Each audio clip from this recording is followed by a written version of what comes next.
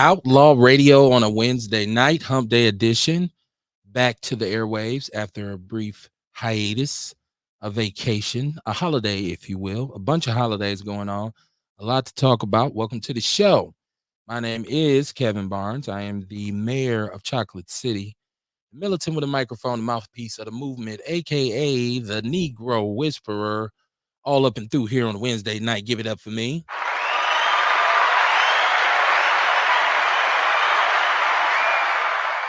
Outlaw Radio lost, man. Lost. We'll talk about why we call it lost. Shout out to Dion in the chat room early. He says, "Can a motherfucker get a knock knock?" Yes, sir. Yes, sir. Can you get in? He says, "Can you get in?" Yeah, yeah, yeah. He said, "Why can't I take a break, Dion? Why can't I take a break?" Especially in light of all the things that, have transpired. Yeah. So sometimes I do just it's just necessary to just kind of step back for a second, re-energize, reorganize, and come back. We're normally on Mondays and Wednesdays. I'm looking to add some shows and some specific slots. So that'll come usually from 7:30 p.m. to 9:30. It's funny, people who listen to the show and have supported the show for years still say to me, "Now, what days are you on? what time do the show come on?" So I'm always saying it's Monday and it's Wednesday and it's 7:30 p.m. until whenever we cut the machine off. Everybody will be along as we move, I guess, man. It is what it is. Dion, he needs an outlet. Oh my goodness, I need one too, Dion. And sometimes I gotta relax. Sometimes I just have to chill. Like I find a lot of value spending time with my family, doing things, right? We have a garden that we're cultivating. And so, uh just a step back, but I'm aware. I'm always watching. Like I say, I live in the podverse. It's not much that happens in the city that I don't see. Or I'm not receiving, phone calls and texts. So shout out to the people who support the show because they send me a lot of articles, a lot of videos and what have you. Also we can discuss them here on the show. So shout out to you, man. Shout out to you. Shout out to my crew, wherever they're at. Dion says your information, bro. No cap. I'll be mad. He said you are our information. No cap. I'll be mad as fuck when you when you ain't on. Man, I appreciate that, man. Right, right. He said he understands. It's nothing but love. Yes, sir. Yes, sir. Yeah, man. It's important to cherish the people who love you, man, who have your back. I've discovered that over the years. It's something that I can't ever, I can't ever like ignore it. I have to put it down for my people. But yeah, man, listen. There's a lot going on. I want you to tell a friend and tell a friend the show is on. I want you to share the show. If you're listening, share it in any kind of groups that you're in. Because on Outlaw Radio, what we try to do is talk about whatever is going on with Black people. And as usual, there's a lot going on with Black people. So I wanted to even go back and say shout out to Ticey Gotsi and Team Teal with my sister and so Samantha Collier. And we had a dynamite show on there, Kamara and myself. Beautiful conversation, beautiful platform that they have over on Tone Deaf Podcast out of the Sherman Phoenix. So it's dope, man. We was on there, we represented for the Outlaws. Everything was everything. It's always good to receive love. So I want to give them a shout out. It's so Mama Jenkins who like, even when I'm not on, Mama Jenkins is like, yo, so Real, what's good with you, man? How you doing today? Hey, I'm good, man. How you doing? I am probably as well as I could be in a situation, right? Yeah. Right. Um, Ewok, shout out to Ewok. He says, I need your platform to let people know I'm great. Right. I'm glad the platform means something to y'all. Mr. Witch Doctor, Mr. Carter, how you doing this evening? I'm peaceful. How y'all doing, man? We're Good, good. We're man. good. We're good, man. You have you That's what's up. recharged? Because I know you was out here. I seen you doing shot cams with everybody. Oh my goodness, man! I was wore out, man. Hey, Okay. I called myself getting ready to be able to do the show. Come meet y'all on the show. I'm glad y'all didn't do it. Yes, sir. Yes, sir. I Listen, was spent, man. and I was actually at. I'm there sorry. we I was go. actually at Alice's garden. You know Yeah. what I mean? Still, and I was just gonna go live from there. But man, I was Yes. so tired by then, man. I'm telling you, I know these things, Kamar. I know. Listen. This ain't our first rodeo, so I know when it's a big event like that, I know you grinding, right? And so I'm always like, Right. see, if you notice, I'll always put in the Word Mob Outlaws group, hey, are we good for tonight? Because I know people, Right. you Real got a family, I got a family. So, yo, man, Hey, hey, let it's me all tell good. you something, man, about what was ironic, man. Okay, But you know how my life is. You right, know what I right, mean? You know how my life is. You know I'm covered, man. You know what I mean? Blessed by the best. You know what I mean? I must be the best. right. So, you know what I mean? But Right, dude, right. you know, we down there, you know, I did Juneteenth. I did Juneteenth with Control C. Mm-hmm. And I also went with Control C. We did Alice's Garden Juneteenth after that Juneteenth. Now Yes, you know all the commotion that went on, right? yes. Now dig this, right? You know, we was already planning on leaving early.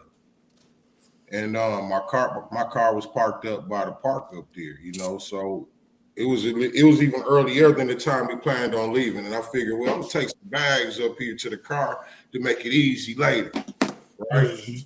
So I take the car bags up to the car, you know what I mean? I'm looking around, man. I'm seeing these young people moving around. I'm seeing the look in their eyes, you know what I'm saying? And I know this look, something up. You know what I'm saying? Something going on. You know what I mean? So I got back to our tent and I told him, I said, you know what, y'all, let's just pack it on up. You know what I'm saying? And going up to Alice's Garden early and we'd be straight early. You know what I'm saying? Mhm. So we packed up. Man, by the time we got to Alice's Garden, um, Ticey was looking at her phone. And we watching them try to resuscitate this girl on the ground. On Yeah. that live which you shared, Kev, right? Mm-hmm. Now Yep. dig Yep. this. That was right where we moved from. Mm. That was Mm. our booth right there. Wow. That little, Wow. you know, that little hallway thing by the door where they all ran up into when they started shooting again. Yeah. Our stuff was in that doorway. Wow. Mm. Crazy. Crazy. Crazy, man. Absolutely Crazy, crazy. crazy, man. The whole But thing. other The than whole that, thing. the day was great. Right. Right. I wanted to get to that. So let me catch the chat room because there's Kamar, it's a whole narrative to this whole situation, right? And we're gonna lay this thing out like plush carpet, right? Dion says, what Yeah. up, real? Shout out to Ticey Peace, Godsey. peace. Shout out to Control C. She said, Call Action was so excited to have y'all on our show. We didn't have enough time. I had a great time, man. If you haven't watched that interview, go and watch that interview. It's dope. It's dope. It's dope. It's dope. And the Full of platform energy. that they rocking is dope, and the conversation amongst black men and black, it's all the way around. It's 100, man. And we shouted you out, where we shouted out the Juice Lady. We talked. You know what? That's like the first time we ever really got to talk about Outlaw Radio from almost a third person perspective, Mm. because I know, we have this long kind of, this large body of work, and we don't really break it down or analyze it or anything. We just keep it pushing, keep it moving all the time. And it was dope. So I had a good time, man. I'm almost encouraged to come out a little bit more, you know, That's dope. show people the beauty, the magnificence that is Kevin. You feel me? Share with the world again. My gifts bring forth my infinite. No, I'm just kidding. I'm just kidding. I had a good Hey, time, man. Shout out, shout out, shout out. My brother Ruben Anderson. How you doing, my brother? Ah, man. Hope everything is going well. I know you've peace, been doing a peace. lot of traveling. Dion said he didn't get a shot. He didn't get a shot, Kamar. So Oh man, all you had to do was say something. I forgot. You know what I mean? Hey, look, Dion, I was so happy to see you, man. It's been so long. You know what I mean? All you had to do was say it, brother. right. Fam shot Cam, right? Um, Yeah. he said y'all was right next to the truth. Yeah. Yeah. I see you had your man 50 grand doing the shot. I Yeah. didn't turn it up to hear it. I just seen it. I'll let your boy. You right, Ticey. She said hashtag covered. You Mhm. absolutely Yeah. were. Man, we got up Uh out of there right on time. Dion says he was happy to show you some love. Okay, so this whole thing, first of all, I want to start with Father's Day because we didn't really address Father's Day. And like my sister said, we didn't have a whole lot of time. I mean, it was enough time, don't get me wrong, but you talking about some people with, jawbone for days. So the conversation could go on forever. We didn't really, they did, they offered us a lot of congratulations and showed us gave us some credit. gave us our flowers, if you will, for being fathers. I want to talk about the significance of Father's Day, sitting back, just kind of kicking it the whole weekend with my family and appreciating the role. And I'm saying like the hierarchical role as the father, right? Like being the head of the pride. You know what I mean? Being and not on no macho killer shit, but on some the natural order of things in which dealing with my kids. I just Saturday when I left the Sherman Phoenix, I felt good. So I said, man, I got to put some steak on the grill. So I ended up gaming for Father's Day. As a result, I didn't get my meatloaf, which I really wanted meatloaf for my Father's Day dinner, but I had just cooked too much shit on the grill. So it's just like we eating off these for the next 3 days. But it was Right. beautiful. It was lovely. It was time well spent. And I knew, okay, Monday we rolling into Juneteenth Day. Juneteenth has been propped up to be this great thing, and to give Milwaukee its credit, we are one of the earliest to even adapt the tradition of the Juneteenth Day festivities and parade. It goes all the way back to the 70s for us, before people wasn't even recognizing it like that, right? And so it's always an event. And I listen, I just to blow your mind, I rode horses in the Juneteenth Day parade 3 years in a row, right? So sixth, seventh, and eighth grade, I rode my horse through the ghetto, right? Long time ago, right? And somewhere out there, somebody got a picture of that and count your days if you ever posted, because I'm on your heels. But no, I had the picture. I was a horseback rider. I mean, my dad and I rode horses. So That's fly. but I know what the inside, like I've been there. I haven't been in a while. Now, historically, there's always been some problems. I know a long time ago it used to actually go on later, right? Kamari would go on to Yep. like 9, 10 maybe o'clock, 9, yeah, 10 8 o'clock. o'clock, something like that. And because of issues, they shortened it. And then years back, we had that's the white t-shirt boys, remember? When they came Mhm. down there and just ran amok, right? But in this instance, and where we are in 2023 America, I was thinking there would be a moratorium on foolishness, and there was not. And there's a lot of different layers to peel back on this onion. But I want to touch on this. The early stuff that I saw was super positive. People looked like they was having the time of their lives. People was fellowshipping, networking, people were doing business. It was packed. So I said, okay, this is nice. This is a good look. And then just right when it was ending, Courtney, shout out to the juice lady, she's the one who sent and is like, yo, and I said, no. And Right. sure enough, so this happened. I'm looking at the Hey, chat room. hey, Kev, I feel like this, man. For the purposes that we talking about, you know what I mean? That's what it was all day. We talking Yeah. about some young teenagers, you know what I'm saying, down there where they parents way on the other side somewhere, they running around running wild down there, you know what I mean? Because on that video, the girl's parents didn't even know, where my kid at? Where my baby? You know what I mean? Y'all down here, how the hell you don't know where your baby at? You Okay. dig what I'm saying? So it's like we talking about some kids that really ain't even on what we on, talking about, look, man, it's peace. You know what I mean? We just down here, we networking, we communion together, you know what I mean? We looking for people who we ain't synced in a while. It's all about a good time. You know what I mean? Unfortunately, you know what I mean? You remember, kid, even when we was young, we go down there, we go into places thinking, oh, I hope I see so-and-so. It's on site. You know what I mean? That's just that young thing, man. You know what I'm saying? And that was the problem. And even over the years, whenever it was issues, that's pretty much what it was. It was the young motherfuckers just down there that don't know how to act when they ain't around their parents and shit. Okay. Okay. I got some action in the chat room. Y'all keep in mind the number is 262-202-5131. It's Outlaw Radio. Share the show. Share the show. Tell people to tap in, because I really want to get people's perspective on this, because I'm not one who wants to dwell on things a long time.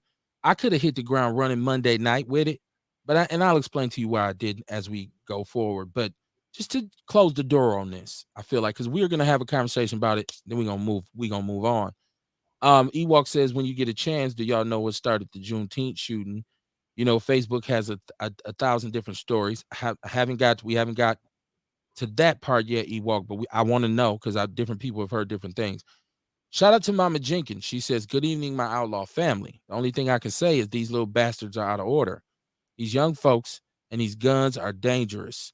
That was a day of celebration for all black folks, and they screwed it up in the end. And they did. But let's Yeah. keep this in mind, y'all. Let's keep this in mind. Now, what did they just have? What did they just have? What was the Latino holiday that Cinco they de just had? Mayo. Cinco de Shit, they Mayo. was fucked that up too. There was fighting. There was fighting. There was violence. I don't. People got shot.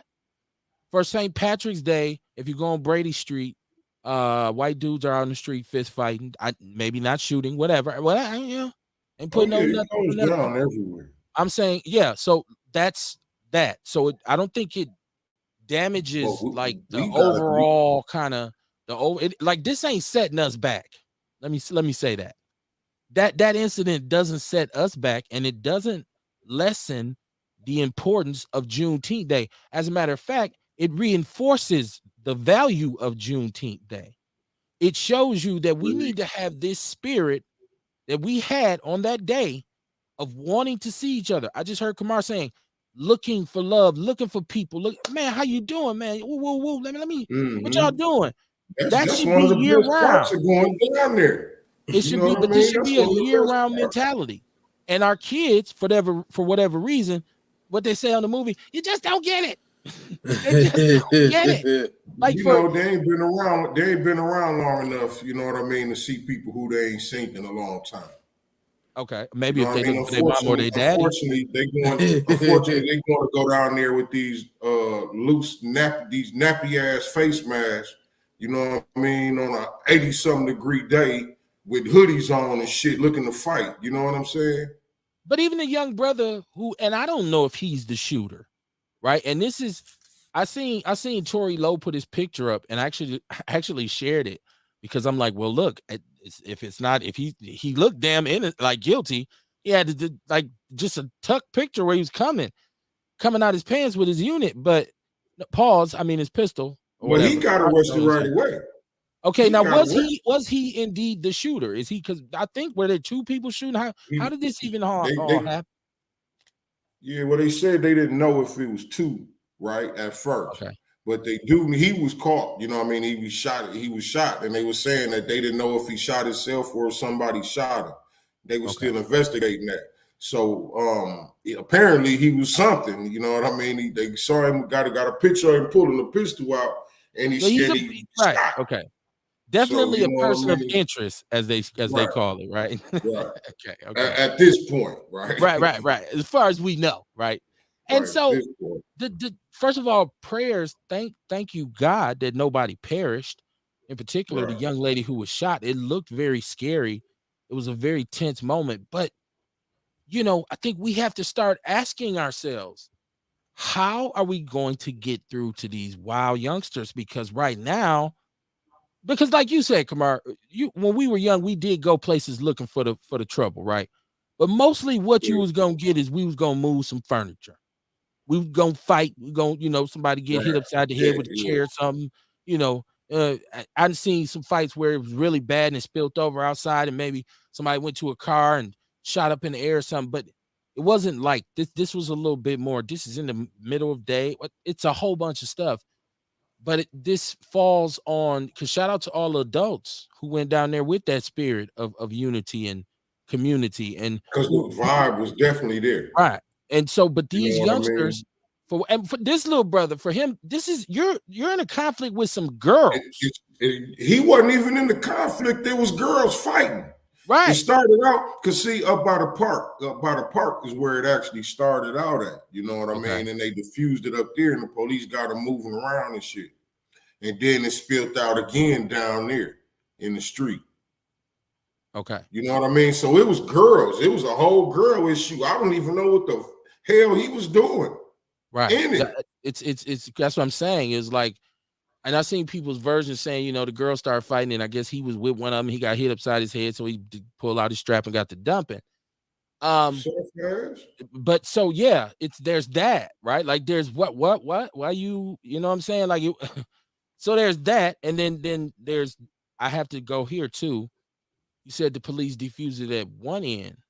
If the festival is breaking up and it's time to go, shouldn't the police be strategically moving through the crowd, strategically But placed? the problem with that is down on the street. You know what I mean? Okay, you got the vendors that's packing up, and what normally happens is at a certain point in time, they let them pull their vehicles up by the booth so they can reload. You know what I mean? Pack their stuff up to get ready to go, so they can't really just move down the street like that. And it wasn't quite over just yet; it was ending. You know what I mean? It was a weird moment. I think. You know what I mean? Okay. Like I said, we had left just before that, and everything was on and cracking. There wasn't no sign that it was finna end.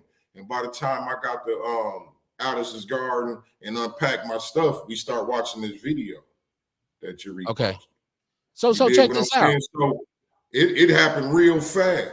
And I don't want to, I'm not blaming police, but I'm one of these people who believes that I don't believe, I should say, that the Milwaukee Police Department moves in a strategically correct Now, fashion. what I Because know what they did, and they know that I up can in tell upwards you of what they did 25,000 people are planned to come through this gathering, right? Hey, So and you've had issues in the past. So to me, as a police force, I'm saying I have foot officers, I have horse officers, I have motorcycle officers. I hey, want kid, you all they did evenly that. Did dispersed. hey, kid? What I'm saying is they did that. They did. Okay. I want to tell you what they did do. Like I Okay. said, it started out over there at the park, right? So what they did is they created a line with the police, the whole force, and they start pushing them back across the park away from everything. Okay. You dig what I'm saying? But I guess those few got around and got through or whatever. And then you got a bunch of black motherfuckers, you know what I mean? Motherfuckers in the way, right? Getting in between them, telling the police to calm down, calm down, Right. calm down, calm down. They standing in between. You know what I'm saying? Let the motherfuckers do their job. Right. Get your ass out the way. You see what I'm saying? So what I did see the police actually down there, you know what I mean, busting moves and shit. It's just that while their back was turned, you know what I mean, it's the street that's behind them is where everything spilled off.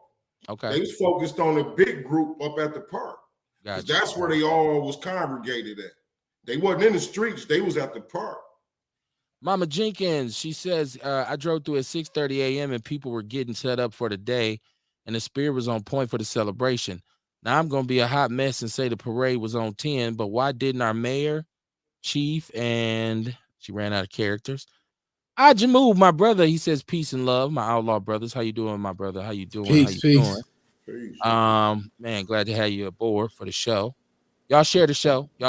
Pass along, pass the message around. 262-202-5131.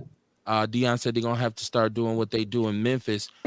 You know what, Kamar just kind of, you know what, he just made a point that once again it becomes a pivot for me, because I'm always, like I said, I'm looking at the people who are supposed to be there to prevent things from happening, right?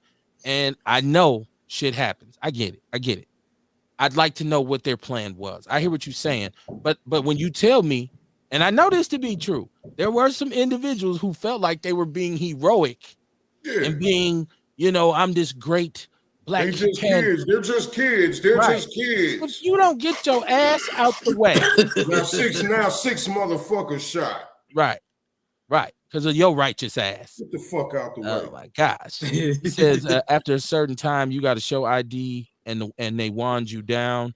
I think maybe, well, you can't, but see, to take it from where it's at, and I heard people say, well, just put it at the Summerfest grounds. First of all, I think that hurts vendors because the price goes up and vendors, we talking about, you go anything county run, goddamn bottle of water, $12 at the zoo. Yeah. So, and then also it takes the significance of it because that neighborhood was once the epicenter of Black Milwaukee. That's because we were not allowed to go anywhere else, right? To shop. Like my mom always told me about what they call 3rd Street. And that's where all the black stores was because you couldn't shop downtown. You couldn't go to their malls. All those black businesses line that area, the whole Bronzeville area. Kamar, you know. Yep. So I think to take it from there kind of takes some of the significance from it. Like, because then if you put it out there, it's it just kind of takes away from the common people being able to just touch it, I feel. So, but I that part of people who think that I'm gonna jump in between the police and say they just get listen. But they would argue, Kev, you could say that. How many times have police and our kids interacted and one of them have been shot or harmed or whatever? But in this case, how They many on times? bullshit. Right. Okay. The kids on bullshit. When the kids are on bullshit, you got to let it ride. Right. Come on, man. You should be talking to What the we just gonna do? kids. What we gonna do? Let them run them up? Yeah, you should be talking to the kids saying, y'all get back. Y'all don't want to fuck with these Exactly. police. There you go, kid. Y'all go That's ahead, it man. right there. But you Talk can't. to the kids. Right. But you can't. Because they'll be like, if you don't get your old ass out the way, we beat the fuck Hey, out. Listen, man, when we was leaving, Carry your daishiki hey, off your ass. look, hey, kid, let me tell you, when we was leaving, right, like the police was telling them, like, hey, because they out there cussing, you know, loud and shit. Police, hey, watch your mouth and all that. Have some respect. Mm-hmm. Fuck y'all can't tell us what the fuck to say. Fuck y'all. Wow. At the same time, chill out, y'all. They're just kids. Come. And that bullshit. Right. That bullshit. That's that bullshit, y'all. Yeah, right. I mean, you know, we've talked about this tough love, and we've talked about because we've had this conversation in regards to what do we do? Adding mandatory minimums for Kia boys and reckless drivers and stuff like this and gun penalties. We have that conversation. People say, no, you can't do that. They don't know no better. They ain't got nobody. Right. You can't do that. And it's like, okay, you know, 22. I'm gonna tell you, I had a real close. What do we do? I had a real close encounter last week where my son was actually involved in a car accident. Oh man. And got his head busted wide open. And it was this whole crazy youth. It's a lot to it. But the one of the most captivating moments I've ever had in my life is pulling up on the scene where the car was at, right? It was torn up. It was wrapped around a pole. And in my mind, I'm just hearing him when I ask him, was he okay? Saying my head is bleeding. And so I'm flying trying to get there. And I get there and I see this car. And automatically I'm thinking he's pent in that car and he's probably incapacitated. And man, I don't even know. It wasn't even fear. It was like a deep, dark void. It was no emotion. It was like reality tuned out, like me walking up to that car, trying to prepare myself for what I might see. It's a feeling that as a father, as a parent, you don't want to feel. Right. And so I take this shit even more seriously. Like now, like I told you, if you ain't doing something, this shit will creep up to your doorstep. And so I was so happy. I was so grateful to God that it was just a couple gashes on his head, right? Yeah. And you know, the story is the story. I don't want to go into it at all. I just want to say I had a first person view of this. And so I'm saying something has to be done. And it is time for tough love. We were just talking about a kid getting his torso broken, almost ripped in half from his buddy swerving in the street, hitting a yellow bus in front of a school. That was just 2 months ago. See, we keep so much shit be happening, you forget. In front of the school that they just got suspended from. Yeah, that he had been kicked out of. For stealing cars. Thank you for stealing a car. You're gonna steal a car, get kicked out of school, drive another stolen car back up there, and crash into the school bus. Come on, y'all. Holla at me. I know some people out there who work with these youth. I've worked with the youth for a very long time on a bunch of different capacities. And right now I'm looking at, hey man, life got to start life in form. All this, I can save you, and hey brother, hey, let me talk to you, brother. Let's go draw a picture on the wall. I'm not knocking nobody's methods. I'm just saying this shit ain't working, right? We're lost. That's why I named the show Lost. It ain't Juneteenth if you go to Summerfest. No bullshit. I for sure won't go if it goes down there. I hear you, Ajimu. I was just, I spin through it. Kamar says we got to be solution-based. So sometimes when we talk about an issue, I try to throw something out there. Sometimes they get threw back at me like, it is what it is, right? I thought about it as soon as I said it. Like, then if you take it from there, it ain't that no more. Right. But we got to think about maybe it's time, because I mean, you start out doing clubs and bars, and eventually you do stadiums. Where it's at ain't got nothing to do with it. You know what I mean? In this Really. case, though, come on, I think it might have. And I'm saying that just because of the proximity of the people. Okay, if you can deter certain people from coming to the event, you know what I mean? Other than that, you can't stop nothing. Like shit, they'll go down in Summerfest. Yeah, our kids done whipped some ass at Summerfest before too, like just a couple no years matter ago. where it's at. You know what I mean? State Like Fair Optimus Park. said, it just Optimus said, it just won't be the same vibe no more because it ain't our area. E walked the great in the building. What's going on, E? What's happening with your homeboy? What's going on, real? What's going on? Peace. Come on. Peace. Man, what I don't understand is, man, what is this the problem solver right away? As soon as anything happened, the problem solver is, I'm gonna pull out my gun. What the fuck, man? That's the first thing that come to your mind is, I'm finna pull out my motherfucking gun and start shooting. You know what I'm saying? Right. You don't have a grasp on anything, no other resources in your mind except for let me get my gun. I'm finna shoot. Yeah. What the fuck? What is that shit, dog? Some punk shit. Okay. Coward shit. Soft. Let's call it what it is. You scared to fight. With 3 T's. You fight. You shooting in a fight full of girls. Right. That's what I was about to say. The saddest part about this one is that this is a interaction between young ladies. Right. And this dude's out here with his skinny jeans, doing it, and he gets into it and he abstract. Now imagine what he'd have done if it had been some other brothers fighting. He probably would have shot the whole block up. He damn near did, didn't he? Yeah. Mama Jenkins said mayor and others hang out for the day to maintain and be visible to the crowd. I think they all left after the parade. Yes, there were plenty of cops there. Man, sometimes certain people. She said sometimes certain people make a difference. Those little badass girls were totally out of control.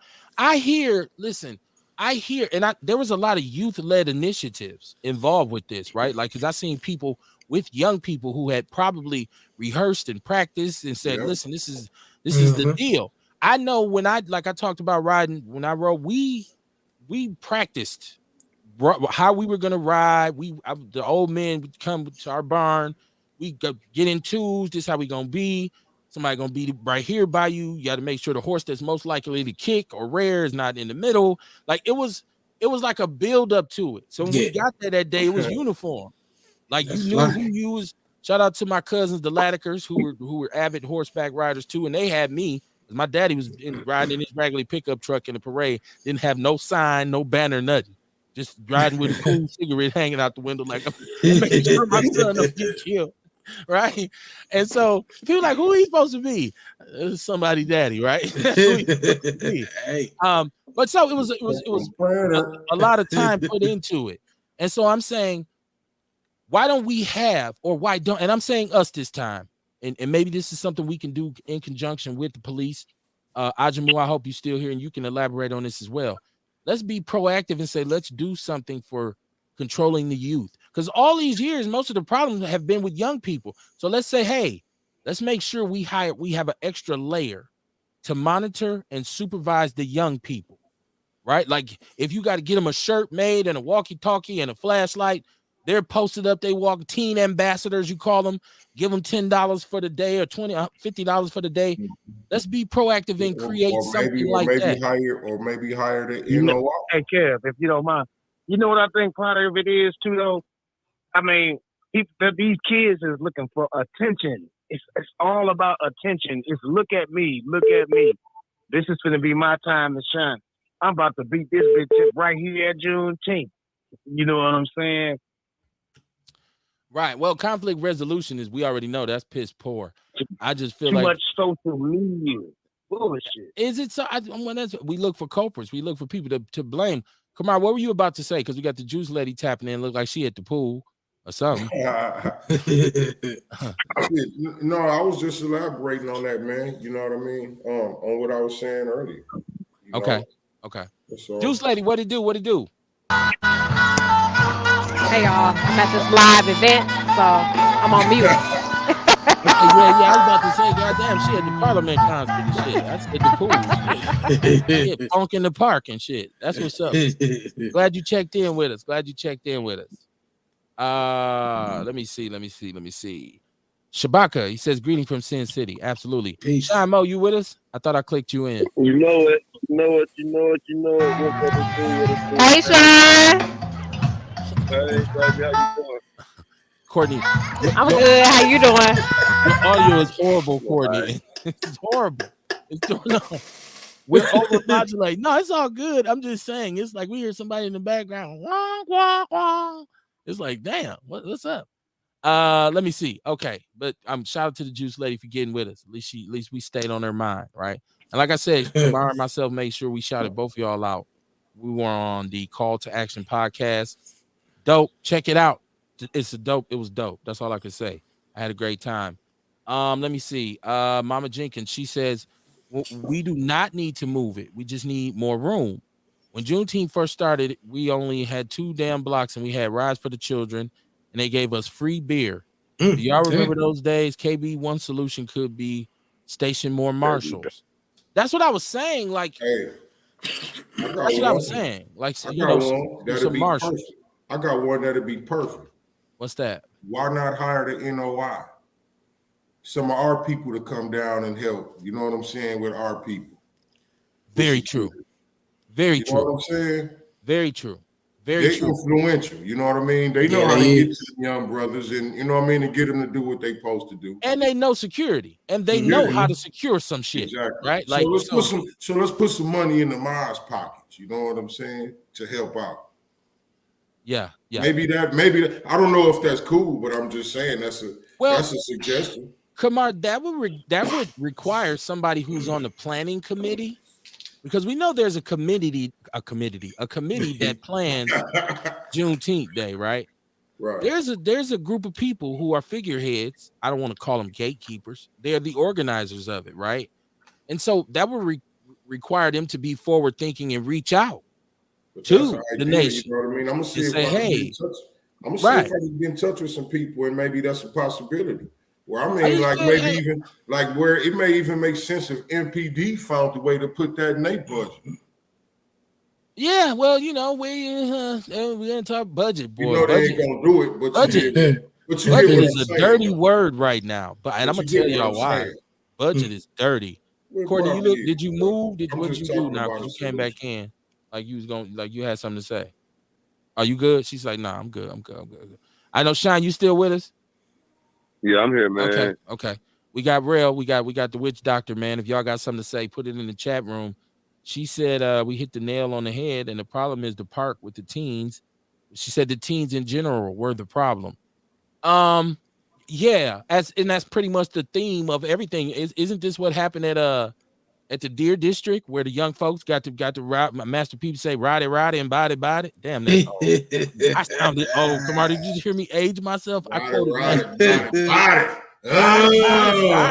it, right? Let me ask something then. If we know that it's young people, and we know that at some point in time, right, somebody gonna get rowdy. Why aren't we planning for that? Well, why aren't they planning for that? It happens all the time, right? It has happened so many times that it's almost, when you start planning it, it's impossible to leave it out. Like, I don't, like, you know. Yeah, you can't leave it out. And I made a post, and some people said I was too critical, but it's the truth. Like, the opening was beautiful. You know what I mean? Up until that point, everything was beautiful. But it was moments before that, when I arrived, they was breaking something up. And I didn't see a lot of people that I would like to see from these organizations nowhere. You know what I mean? It was an event that lasted from point A, from time A to time B. From time A to time B, it should have been people on site, patrolling, in the crowd, standing there, people that can They are aware of what's going to take place before it takes place, right? You got to have people that have those instincts for drama, for bullshit involved. I just think that as leaders in this city, man, the leadership, those that say that they want to be in leadership, that have taken that role, have accepted that responsibility, that they have to be willing to come together and really plan for some shit, right? Everybody can't do their own thing. It's not working. Okay. There has to be. You can go on. I was just pulling up Mama Jenkins because she had some comments in the chat room. There has to be some forces that are willing to come together and have their plans questioned so that their plans can become sustainable plans, right? Put them egos to the side. Ain't nothing wrong with your shit being questioned. That's how you fix your shit. That's how your shit gets stronger. This shit, man, is happening every time there's something. These little motherfuckers fuck it up. Yeah, every that's time what I'm it's saying. something. That's what we talk said about earlier. the The history right? of We the talk history of about the the same- problems is always with young people. It's always We been talk young about the people. We talk about the same shit, man. This is June, right? We ain't even reached the height of this shit yet. If there's anything in place, then damn it, show it. Well, there You ain't know, nothing put in that shit place. out. There's nothing in place. I think we know that. Mama Well, Jenkins said we got to man. tear. She said we got to tear to get it right. Let go and put solutions in a box. She said, I'm sure with our great minds we got some answers. I don't know. He said Courtney's Fraggle Rock hairdo is cute. Boy, they be on Courtney in that, boy. Y'all put this boy. Y'all, hey man. Look, The juice lady. let me respond to Mama Jenkins, please, if I Okay. can, because I do agree. But we sit here on the show and man, you got a panel full of intelligent people, right? I'm not even including myself right now, right? I would which agree. I could, No, I'm just kidding. but I'm not. just kidding. I'm But just kidding. this panel, man, are intelligent, they're thoughtful, right? And it's about solutions, right? But this panel is also the type of people that's not listened to. We're the type of people that they don't want to listen to because we're going to challenge the status quo. We're going to challenge the recycling of ideas that have never worked. We're going to challenge the culpability and the capacity of these people, man. Right. And they can't stand that, right? So we talk about solutions, but they're going to take a I don't know. I kind of look at that like the Tupac thing where he says, "I might not change the world, but I'm gonna guarantee you, I'm going to be the voice that sparks the person who will change the world." So you're right though. I mean, they ain't calling Kev to come to the meeting, right? They ain't calling us, hey, come on, why don't you and Kev come and sit in on the safety commission hearing? So yeah, because they feel like they have the positions and it's their authority to make the decisions. Mama Jenkins says most of the leadership left after the candy giveaway. Okay. I do want to switch this up a little bit because we're going to come back to that because Milwaukee has something else going that's very serious that I want black people to pay attention to. But I've always wanted to say this. I gotta take this call. Go ahead, bro. Hang up on me. Oh no, you good? You call back. He said, "Don't hang up." He put me on hold and saying, "Don't hang up." That a bitch. Like we have no boundaries. I always wanted to say this in dumb white people news, right? White people, listen. What's wrong with white people, right? Like I've seen you guys do some pretty suspect things over the years, right? I really have. And I've seen you do daredevil shit. You invented bungee jumping, you skydiving and cliff hanging and all of this kind of shit and hang gliding.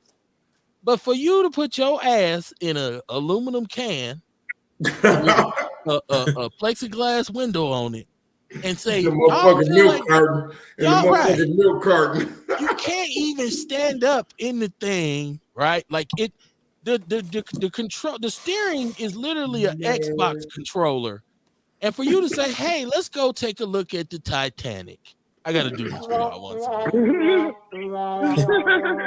Now, I'm not ever saying nobody deserves to die, and I don't wish any calamity upon any individual. But when you do shit like this, I kind of feel like you asking, like you actually have a death wish. And also, I want to say to anybody who's friends or supporters, because supposedly these dudes was all billionaires, Yeah. right? Now, I guess maybe if you're sitting there to inherit his fortune, you say, if I was you, I'd do it, right? Go ahead, man. Hey, one of them son went with it. Say that One again. of them took his son. That's what I would have did. Go ahead, Oh Tommy. man. One of them Right. took the inheritor. Right, he took his son, right? Like, I mean, white people, don't get me wrong. I'm as a black man, because of the state of my community and our situation with our youth, I'm willing to hold a certain percentage of the overall L. I wasn't even at Juneteenth Day. Wasn't none of my kids who can do it. But I feel as a black person that I have, some culpability when people say, what's going on with your community? Right? What's up with your people? So I feel a certain kind of thing, a certain kind of way about that. And I'm willing to hold that L, right? But I want y'all to collectively grab a hold to this one. Because like I said, white people have done some pretty crazy shit. Like they've invented this, what is this sport where they run and jump off buildings and do flips or across streets and shit like this? What is it? I can't parkour. Parquet was butter. Parkour. Right? And so they invented that. I said, okay, right. They water ski. I said, okay. They go and put their hand in lions' mouths and shit. They'll get on your ass, PETA, about wearing a fur coat, but they go to Africa and hunt real lions and take pictures with them, right? Like, but this one is just, first of all, what was you hoping to find, or what was you only had one little window. So was you even going to actually be able to see the Titanic? And if you did, would you know sheep shit from Wild Honey? I just thought it was some dumb shit. And did they find him? They wanted to see what was going on, Kev. Say that again. They wanted to see what was going on. Yeah, it's at the bottom of the ocean. Ain't nothing going on. It's the fish down there. You know what I mean? Like it's wet. It's dark. I don't understand. This is what I'm saying. Let's go see. Hey, let's go. Right? Like it's like, all right, I just they found him. They have not found him yet. They said that they were down to 20 some hours of oxygen. It's just this is suicide. And the company they heard some knocking. Yeah, they did. They heard some knocking. They heard some tapping every 30 minutes. They said last night. Okay. And the company that makes this thing, Ocean Gate, fired a chief engineer who had cited the dangers of this and said the glass window that you put up can only take X amount because there's pressure underwater. The deeper you go, there's the weight of that water. There's pressure. Right. So you can't just go down there in no regular vehicle and think it's good. Your shit, you'll get crushed. Right. So these dudes is down there in the metal tube with a plexiglass window. I hope that they're rescued, because I, for one, would like for somebody to put a mic in their face and say, what the fuck was you thinking? I just want to hear what their answer was. I just felt like it ain't, because there's pictures, there's documentaries, there's movies about the wreckage. You a billionaire, you go to the IMAX, rent the whole thing out, get the biggest screen in the world. Go to the bottom of Lake Michigan. There's a lot of shipwrecks in Lake Michigan. I don't know if people know that. There's a lot of shipwrecks. So divers love why a motherfucker want to do that? But yeah, that's something that they do though, Kamar. It's like like shit, I wasn't meant to be in the ocean. Okay. I ain't supposed to be underwater. I would have gills. Okay. You know what I mean? Respect their house, huh? Yeah. It's just crazy, man. I'm you know what? I can't really when I see them, because these are the motherfuckers, like I said, who have invented damn near every crazy thing that I see. It's one of them behind it. Hey, skateboarding. When I seen the video game joystick, dog. Yeah, that's the steering wheel. This motherfucker look like a PlayStation controller. No bullshit, dog. It's a PlayStation controller. Right. Xbox 5 and shit. We supposed to go. We supposed to go 2 miles down into the ocean and shit. Mama Jenkins says, Courtney, you're looking fantastic. Crazy They as told those motherfucker. motherfuckers not to do it. White folks are stupid. And they don't believe fat meat ain't greasy. She said, what I don't get is why no GPS on the tube. And she said, and the woman that lost her leg and said she can't wait to go back. Wait, you said, so did one of them survive? Was there? I didn't know there was a woman there. I don't know. I don't know if we missing some commentary here. Shout out to Tasha Holmes. How you doing, my sister? She said, motherfuckers don't know what to do with all that money. Just give it to me. I could have Jack Kevorkian in their ass. She said, take this shot, motherfucker. You love injecting shit in your blood so much. And once again, and they question us about like, oh, people are crazy. No, you motherfuckers crazy, right? Like, so, but we know that. It's just for me, I'm looking at this and I'm saying, people were making so many jokes, all these memes with somebody swimming underwater saying me looking for one of their wallets and this kind of thing. Like, the technology of this is so primitive. I thought that they didn't even have like the apparatus to recover it. Like, they were depending on another machine that they basically was text messaging with. Like, it was like some crazy, it just don't make sense. Now, is there more to the story? Because they really doing some shit, because we keep talking about UFOs done landed and we talk about this and that. What's the real story behind this shit? Because ain't nobody this goddamn dumb, right? Like, so what was they really looking for? What's really going on here? What was that really all about? I don't know. Hey, as big a deal as the Titanic is, I feel like it must have been something on that motherfucker. Something. But we also know it's all types of different fish and shit down there. I want to see what the fuck is down there. It's all types of different life forms. Just imagine being in that little ship and y'all going down all that weird shit they saw. Courtney want to go. But you Courtney want to go. No, I mean, I want to go a little bit, but I'm not gonna go. I mean, I want to, but I'm not. You got robots who can do that. That's stupid. I mean, and we got, like I said, they've probes. I watched the National Geographic documentary on them going down there, going inside the ship. They recovered artifacts from the ship. There's absolutely positively no reason for you to go. And ain't nobody said, I want to do this shit. Did they get I ain't seen them myself, Kev. That's the reason I want to go. Like if they say you want to go see some aliens, a little bit. I ain't seen them myself. I want to see the Titanic my damn self. That's how they felt. Not me. That's how they felt, Kev. They like shit. I want to see it with my eyes. Okay, because I'm like, you just take a picture and send it to me. Right? Just post it on Instagram or some shit. Like, I don't need to see that. Now, the aliens is on North Avenue. Shit. Say that again. I grew up on them weekly readers that we read in school, and shit. When I was in school, that's when they had JJ, the little mini sub, that they just remote controlled that shit into the Titanic. That the pictures and videos I seen from JJ was sufficient enough for me. That's what I'm saying. They got shit to go down there. It don't make no sense. It makes no sense. Mama Jenkins says, got to remove my comment again. They on her tail. She said, U.S. tourist 73 loses his leg in Bahama shark attack while climbing on the boat. Oh, okay. I didn't see that.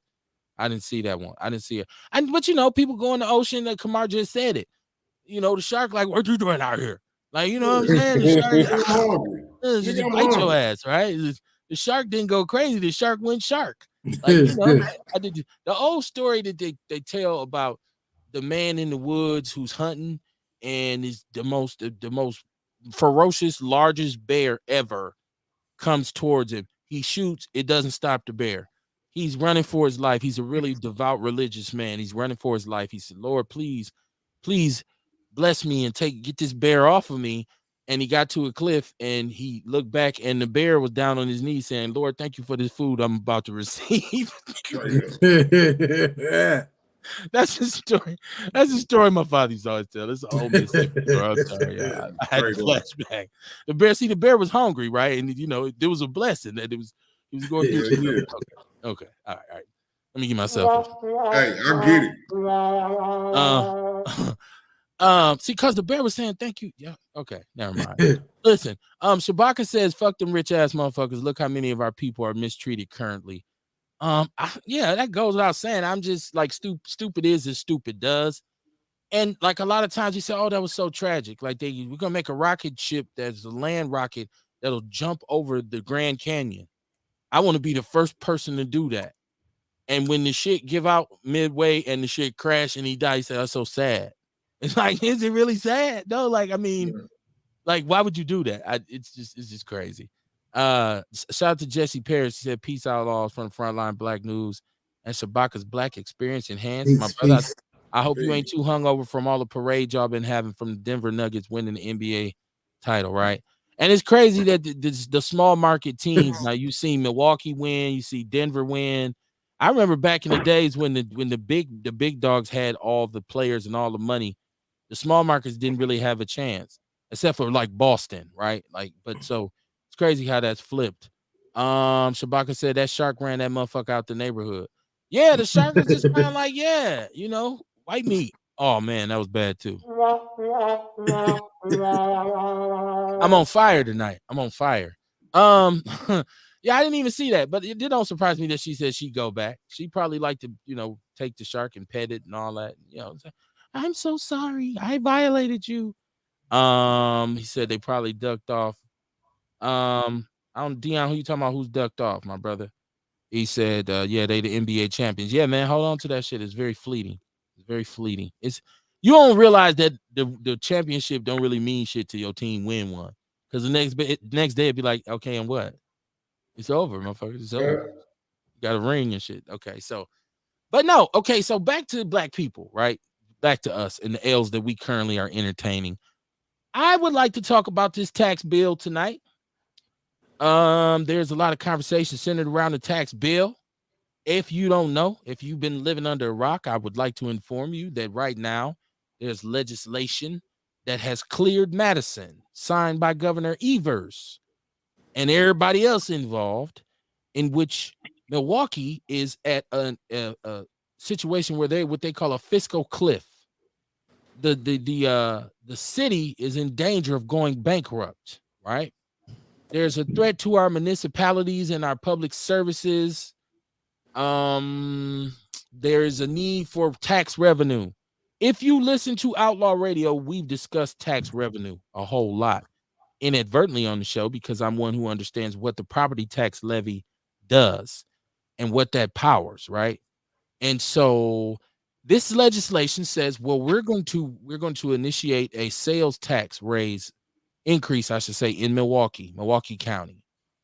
And they're going to allow more revenue sharing. And this is supposedly going to create this tremendous investment in education. And it's going to help Milwaukee recover financially. The problem with this is some stipulations involved, right? Some stipulations, as black people say. The one that stands out the most for me, okay, because this is Outlaw Radio and we talk about this kind of shit all the time. There's an attack on the truth. There's an attack on knowledge and information and understanding in this country. This whole they call it anti-wokeness. And what that means is there is a pronounced effort. We talk about critical race theory and we talk about the 1619 project and we talk about people who have gone back and looked at history for what it was, not for what they wanted it to be. Because if you listen to Outlaw Radio, you've heard us talk about the indoctrination process that we underwent as youth. When you went through public school, you learned this really vanilla, bland version of history. It wasn't particularly based on any kind of truth. It did not disclose a whole lot of information. They did not tell you about you or your contributions to this country. There was a lot of misinformation that was given to us as children. And so now when we talk about the legality of slavery, historically, how it was actually allowed to happen, how it was able to flourish and become what it was the fact that it was legal to do. There were laws that were written, that were in place that said, you nigger, you're 3/4 of a man. You can't vote, you can't own Right. land, you can't read, you can't, You can't okay, do shit. you can't, right?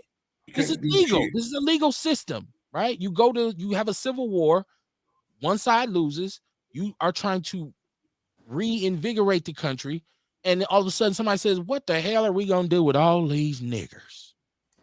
And so you come up with the black codes, aka Jim Crowism, which lasts from about the Civil War ends 1865. The Jim Crowism goes up until 1970. I like to say a lot, and even into this day, doesn't have the same kind of impact that it once did. But it's another 100 years of bullshit for black people to wade through, right? And a lot of it is surrounded by the fact that you made laws. Well, nowadays, white people don't want to talk about that. You don't want to talk about that, right? For a long time, all we did was talk about how we were slaves. Kunta Kinte got his foot chopped off. What's your name? Kunta Kinte. What's your name? Kunta Kinte. What's your name? Toby. Right? That was what we learned growing up. Alex Haley, what a great writer. Dog reacted to singing. You see that? You see how I do that? Look at that. Dog reacted to singing. Scene, right? Like, okay, so, but no. So one of the stipulations that I'm referring to is they are absolutely against any kind of diversity, equity, and inclusion training in the state. Now we know that the Republicans have done midnight sessions so that critical race theory, what they would call critical race theory, can't be taught. So, which actually means you can't teach black history to black kids in public school, which is paid for by taxpayers, right? So now this is an attack. And don't get me wrong, I'm not the biggest proponent of DEI. As a matter of fact, I fucking hate DEI. And if you ever had a job where you had to do a DEI training as a black man, it's a super sandpaper hand job. Yeah, it is. And I meant for that to sound as harsh as possible, right? It is. Because why am I forced to sit through all these liberal, I'm sorry, come to Jesus moments with white people? I'm the victim here. I should have the day off when y'all do this shit, right? And so I'm not a fan of it, but it's absolutely something that you should have to sit through as a white person. It's absolutely something you should have to sit through.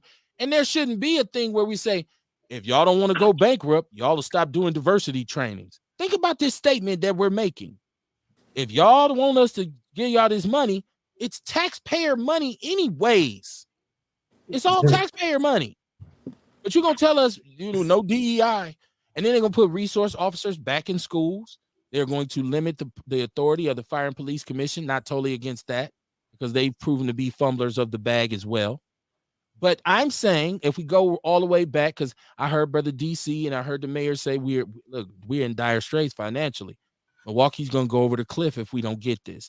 At the same time, we just gave a bunch of money to the Brewers to fix the stadium to keep them here, because the stadium, which is 20 years old, is in disrepair. So I wanted to talk about this because Common Council is holding up the train. They have to sign off on this. There's also, they're giving more money. They're going to give more money to the expansion of for charter schools, for private schools, for kids to go there. They're going to give more money for that. Evers, who got elected on the strength that he was always a friend of public school teachers, just signed a bill to give more money to private school teachers. Now, I don't know how. Maybe I'm the only one retarded on the show. I'm willing to take that risk. But it's a lot to unpack here in my Austin Dewar voice. He said he was talking about the people in the sub, but they was ducked off because they couldn't stand up. And ain't enough room to stand up. I'm like, did they take turns laying down? This was just a dumbass idea. Tasha Holmes said, I can't tell their ass broke and they just spent $500 trillion again on some extended curves. There we go. If we so broke, what the fuck we adding bump outs for? Do you not have enough cones? Do you we gonna run out of cones by the end of summer? Let's make them concrete. That's a good ass idea.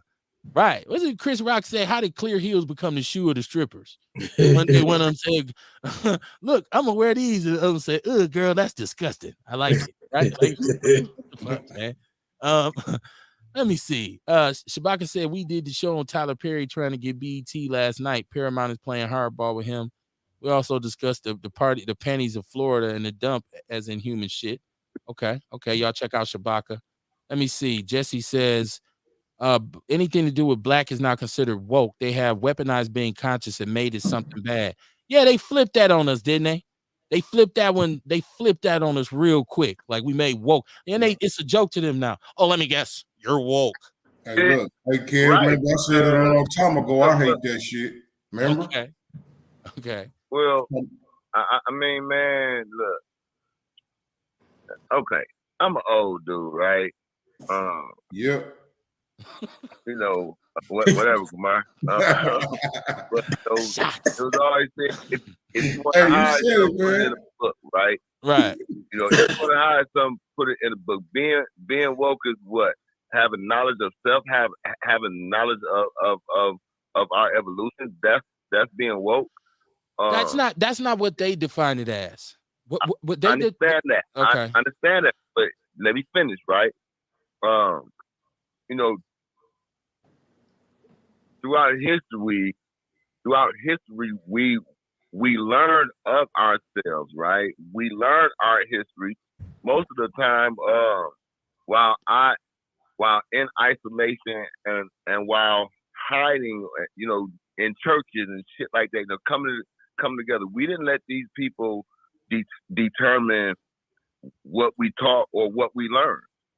Right now, you know, we so conscious, right? We want everybody to know, listen, I'm conscious and I'm gonna keep on being conscious and ain't nothing y'all can do about it.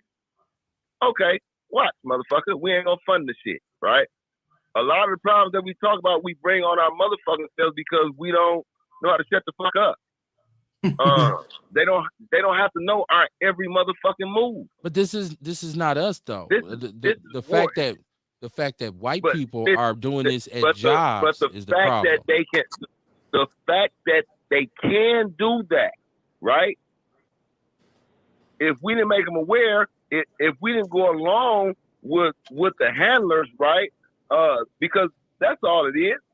You know what I mean? All of this shit is just another You way can't to blame control black us. people. You can't blame black I'm people not. for racist white people saying being woke is a bad thing. It ain't I'm our fault. listen, man. He said it's our fault because we wouldn't shut the Being woke, fuck up. being woke, being woke now.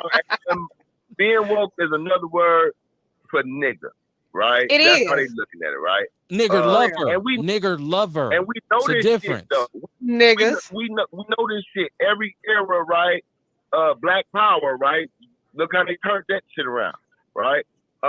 Bro, we Or woke me we nigga shit. allow we allow what's happening to us to happen.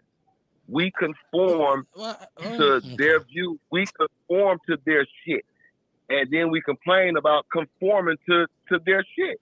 If we gonna I step away disagree. from I their disagree shit, with you on so many levels about this because once again, I feel like you trying to blame us for white people doing some white people I'm shit. trying to blame.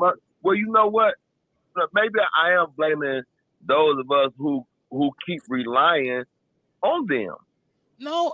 So Okay. keep relying on their leadership. Okay. Keep relying on them to put leaders in place to represent us, to quiet we us, voted to all these keep us black people in. voiceless. We voted all these black people. We got the Black 7 here in Milwaukee. Now let me get the chat room. Jesse Parrish says de jure chattel slavery against de facto slavery is what when we were talking about going from into Jim Crowism and all that kind of stuff. Shabaka says they discussed that as well. He says Jim Crow lasted over 150 years and now we're in the new Jim Crow. There's a bunch of different historical periods in which they altered the way they dealt with us. Shabaka says facts. Mama Jenkins says our people do not pay attention to this revenue stuff. This city got a lot of money. We are not going bankrupt. There's a contentious chest at City Hall just sitting there. They borrow from it to pay all these police lawsuits. The city needs to start taxing the businesses. No, you're on point. Let me see. Erica Hunt, how you doing, my sister? How you doing? How you doing? How you doing? We in the middle of Outlaw Radio, lost, at a loss for words. Just because our city departments are lost, nobody has a clue what to do. We can't handle our kids. Our communities are going crazy. I did want to say also as well that I want to keep it on this budget. I want to give me a second, callers. Give me a second because I don't want to get too far away. We'll get away from the subject. I want to talk about what's going on because the eyes is on this common council that we have. All eyes. We got a newly elected. We just elected a bunch of new aldermen, right? Who ain't as Yeah. who ain't as hip to the game as they probably should be, but they are taking a stand because they have said that they will not sign off on this with these ridiculous race. That is overtly racist. Now, Did Mark Chambers sign that shit? I wanted to give me a second, callers. No, I thought he said no, but here's the deal. Y'all said woke means nigger. I think it means nigger lover. It mean Because the nigga way they shit. use it, is against to say to another white person that, hey, you agree with all this civil rights shit. You think people should have their rights, and you're with talking about how we enslave them. So it don't sound like I don't put this the way they twisted the narrative on woke. No, on our backs as black people. Somebody say I'm conscious, I'm woke. That's what they is. You can't say you fucking it up, man, because you keep talking about it. Who is this? Jesse said that they increased the property taxes in Milwaukee. They increased ours in Denver. So many businesses have closed. Well, yeah, they've been increasing property taxes for years, and that's just a justification for gentrification. We know that. That's how they property values here. If you're a property owner, they through the roof increases. But once again, I like what Mama Jenkins said, because for a minute, didn't we just get a large portion of a COVID settlement? But what was the name of the money that we just supposedly had? And DC went to buying vending machines for Narcan and putting them in the welfare building. And where did that money go? Where did the COVID money go? I'm thinking maybe an audit is needed here. I don't understand where we're at. What you say? Yes, sir. This is your Pakistan Corey calling y'all from Las Vegas. Greeting Outlaws. How you doing? And I see you got the co-host and co-producer, Chipaka's Black Experience in the chat room, Brother Paris. But what it is, man, is that we got to get us some damn land. And me personally, man, and I wanted to be known, man, I don't give a good goddamn how these fucking crackers feel, man, of the shit that they had us going through. And then, of course, as you know, Dr. Barnes, about the miseducation of the Negro. And what has happened, man, in the last 10 to 15 years, man, instead of getting more intelligent on a collective basis, man, we have gotten more unintelligent. Is because we're allowing outside influences to dictate our policy. Now, case in point, when you look at Silicon Game Valley, man, and I'm talking about all you sorry stinking ass bastards out there, sucking bird, stinky bird, or the whole 9 yards.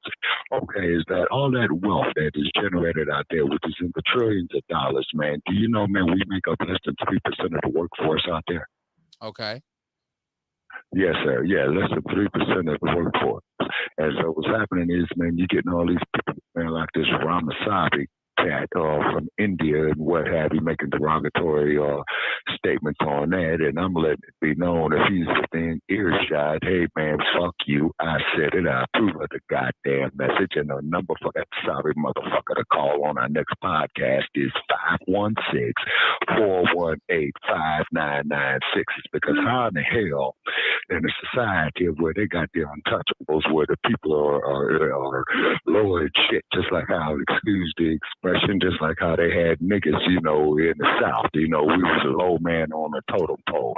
So we was like the untouchables here of America. But it's very, very interesting of how all these other races want to have sex with our women and they women want to have sex with our men. Yeah, so something is very wrong on that, but we'll get off into that on another subject. But the thing is, man, we need all the control that we can get in the elections. And also, too, if I may add, fuck Eric Adams, the mayor of New York. I said it and approve of the message.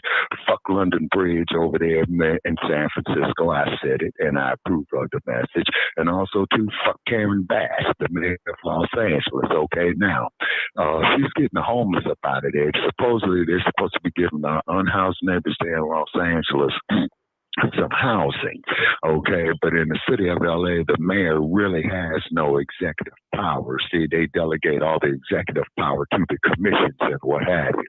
This is why the Los Angeles Police Department is one of the most notorious organizations of terror against our people, all the way from 1965 to 1992. So what it is, man, we got to get our people more educated, get our children on the homeschooling, and and we're going to be very, very woke. okay? And don't let white America forget that shit. Oh, well, we're all the same and all that, Shabaka. Hey, come bring your ass out here in this 96-degree heat that I'm in right now, and I will show you in about 10 or 15 minutes of how we are not the same. But you got to leave your sunscreen at home. And keep in mind, when your skin starts blistering and turning red and peeling up and what have you and all that little shit, you got to give me some first aid things to do for your ass. Because the only thing my skin does is get richer and darker. You know what I'm saying?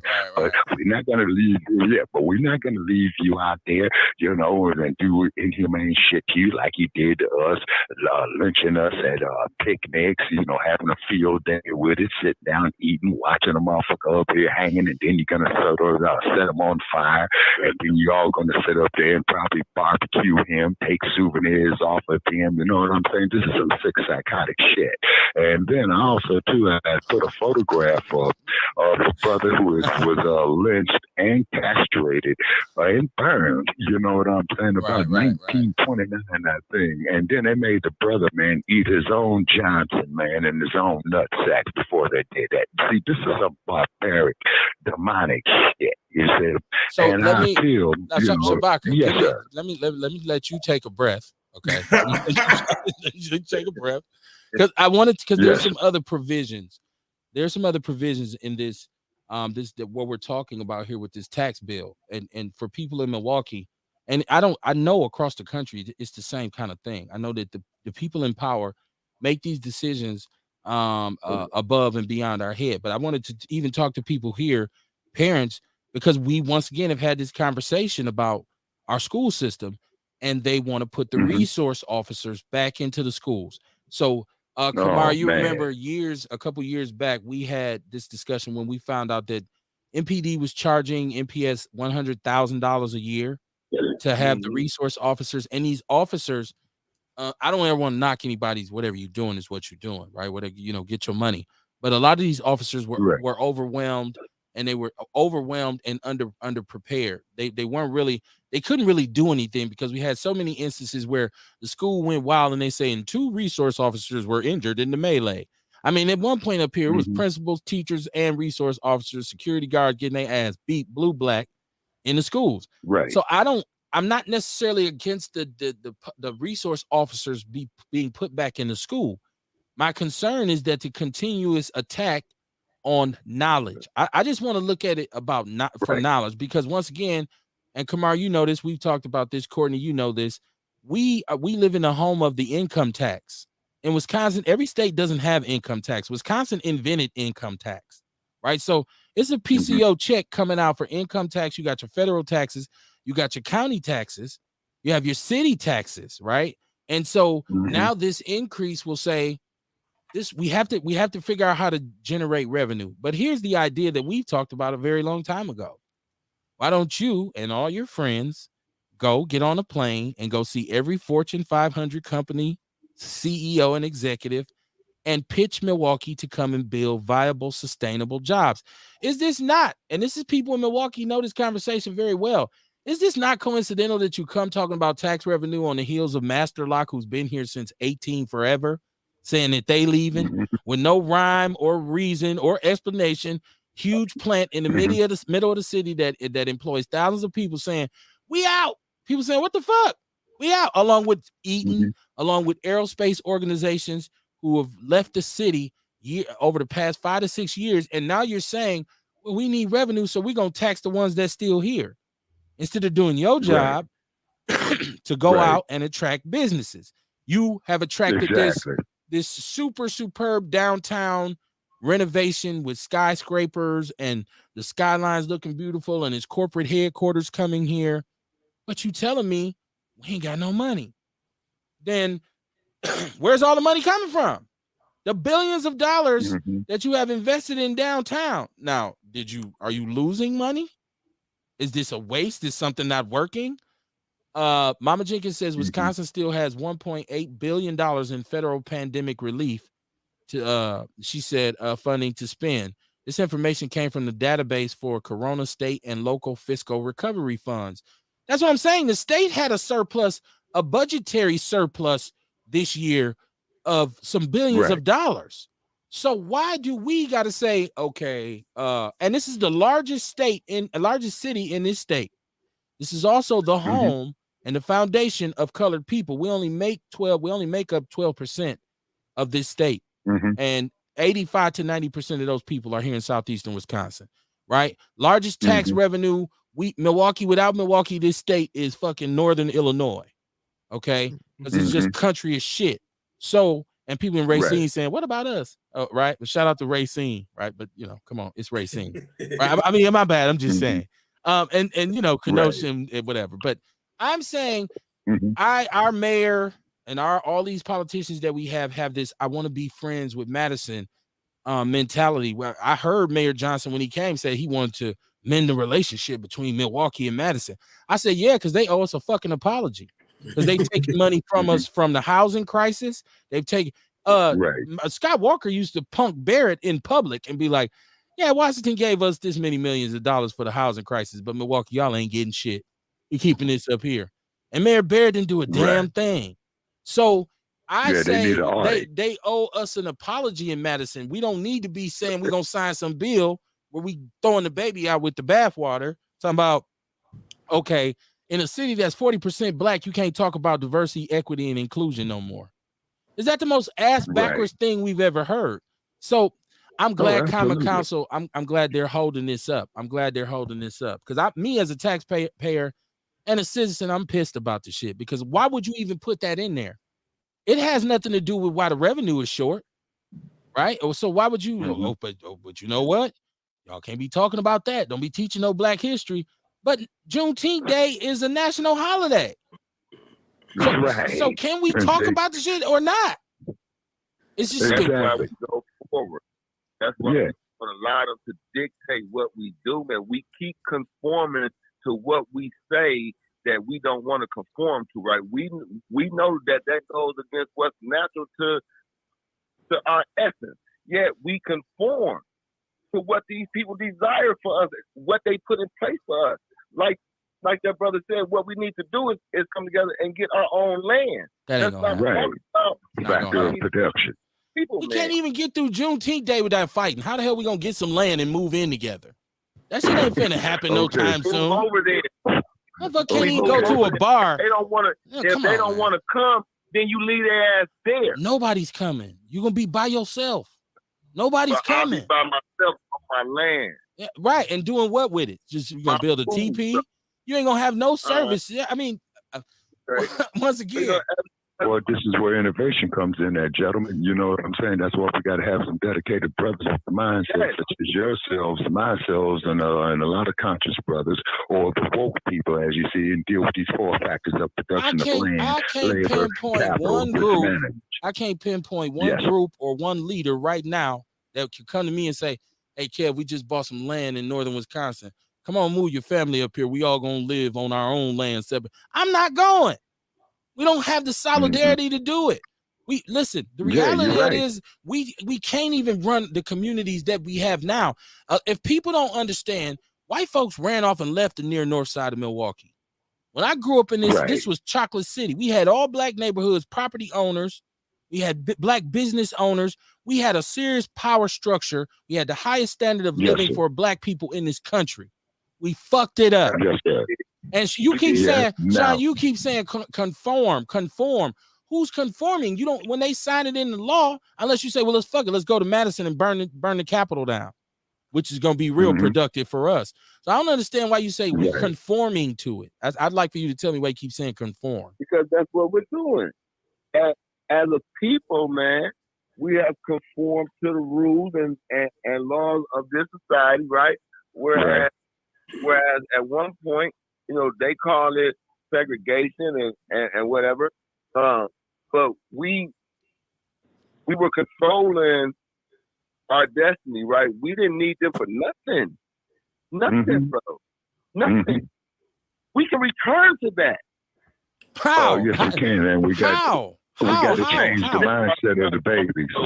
This my son calling. I gotta take this. All right. Okay, yeah, okay, but what we could do that, Mr. Barnes, is that as brother was saying, is that we got to get to the mindset of the babies, and this is why we have always advocated on our platform at Frontline Black News to take our children out of these damn public indoctrination centers. It's because the only thing that they taught about, man, is loving some raping, slave trading, pedophile, but hating the people of where they come from. And you got to look at the Carter G. Woodsons, man. You got to look at the John H. Johnsons, man. And even looking at the Tyler Perrys. But we got to place more emphasis on us being self-sufficient and having our right to self-determination as opposed to all this all-inclusive shit. It's because, see, what happens is with all this all-inclusive shit, these other groups, man, is going to come out there, take resources that the fuck up out of us, man, and ain't going to contribute shit to what we're doing. So what we got to do is look at the principle of the Montgomery bus boycott, okay? Sister Rosa Parks. I met her in Los Angeles many, many years ago. And what had happened is that when black people refused to get on the buses in Montgomery, Alabama in the 1950s, okay, they broke the Montgomery company. So what we have to do is get our sense of cooperative economics back, you see, and then ask ranchers and the Yasa bosses, we just have to turn our backs on them, man, and make it a point that these ignorant, brain dead motherfuckers do not represent us. Yes, sir. You can't even stop these niggas for lining up for Jordans. I understand the principle. Yeah, I know. I understand the principle of the Montgomery boycott. Trust me, I understand. Yes, I get it. Yes. Now let me get to my chat room. Hold on. Let me get to Sean. Let me get to my chat room because it's people in there making comments. I want to make sure I represent. Let me see. Let me go back. I missed a lot. Okay, so I had that. That's Parrish saying that they put SROs back in DPS 2 after several shootings and one young black man was shot. 2 deans. So they put in the resource officers back in the schools in Denver. Said he shot himself. They lied and said he shot himself and killed himself, which he don't believe. He said his name was Austin Lyles. Okay, very interesting. He also added that he said, "What happened to Freedom Town in Georgia? Did 19 black families buy several acres? Has anyone heard news about that? I haven't heard anything since COVID started. Yeah, let me know how's that going. I don't. Any of y'all, Courtney, Witch Dr. Rel, anybody got any information on that? I was following I ain't really heard nothing. I was following it for a bit. The issue, go ahead, Rel. No, I was just gonna say I was following it for a bit, but that's my shit. Like that's why I garden and make wine and shit because I'm trying to get as self-sufficient as possible because I do want land to build upon. But the issue is when motherfuckers do that, and that's why I do got to check on that Freedom Town shit because it seems like whenever somebody branches off and do their own thing, that's when you got the whole cult title and they saying motherfuckers, messing with kids, and then you get the what is the Jamestown shit? No, Jonestown. But why the Amish get to do it though, and don't nobody talk about them? The Amish get to go duck off, do their thing, and then that's that. You talking about Jonestown where the people killed themselves? Yeah, Jim Jones is. Hold on, Courtney, what was you saying, Courtney? Well, Jim Jones gave him. And I got a comment on Jim Jones. Go ahead. But I was just saying, y'all done made me forget now. Real, what I say? I feel like Real was listening. You asked about the Amish. And I want to say, why they do what they do. You know what I'm saying? They're not. They may be considered a cult, but I'm just saying they're not considered a cult or weird and nothing like that. It's like we know about the Amish and they live their life the way we live. You know what I'm saying? They are like a motherfucker. They are. As long as we can remember, they've been doing it. Right? They have solidarity. Exactly. And not only that, they white. Not only that, but they white.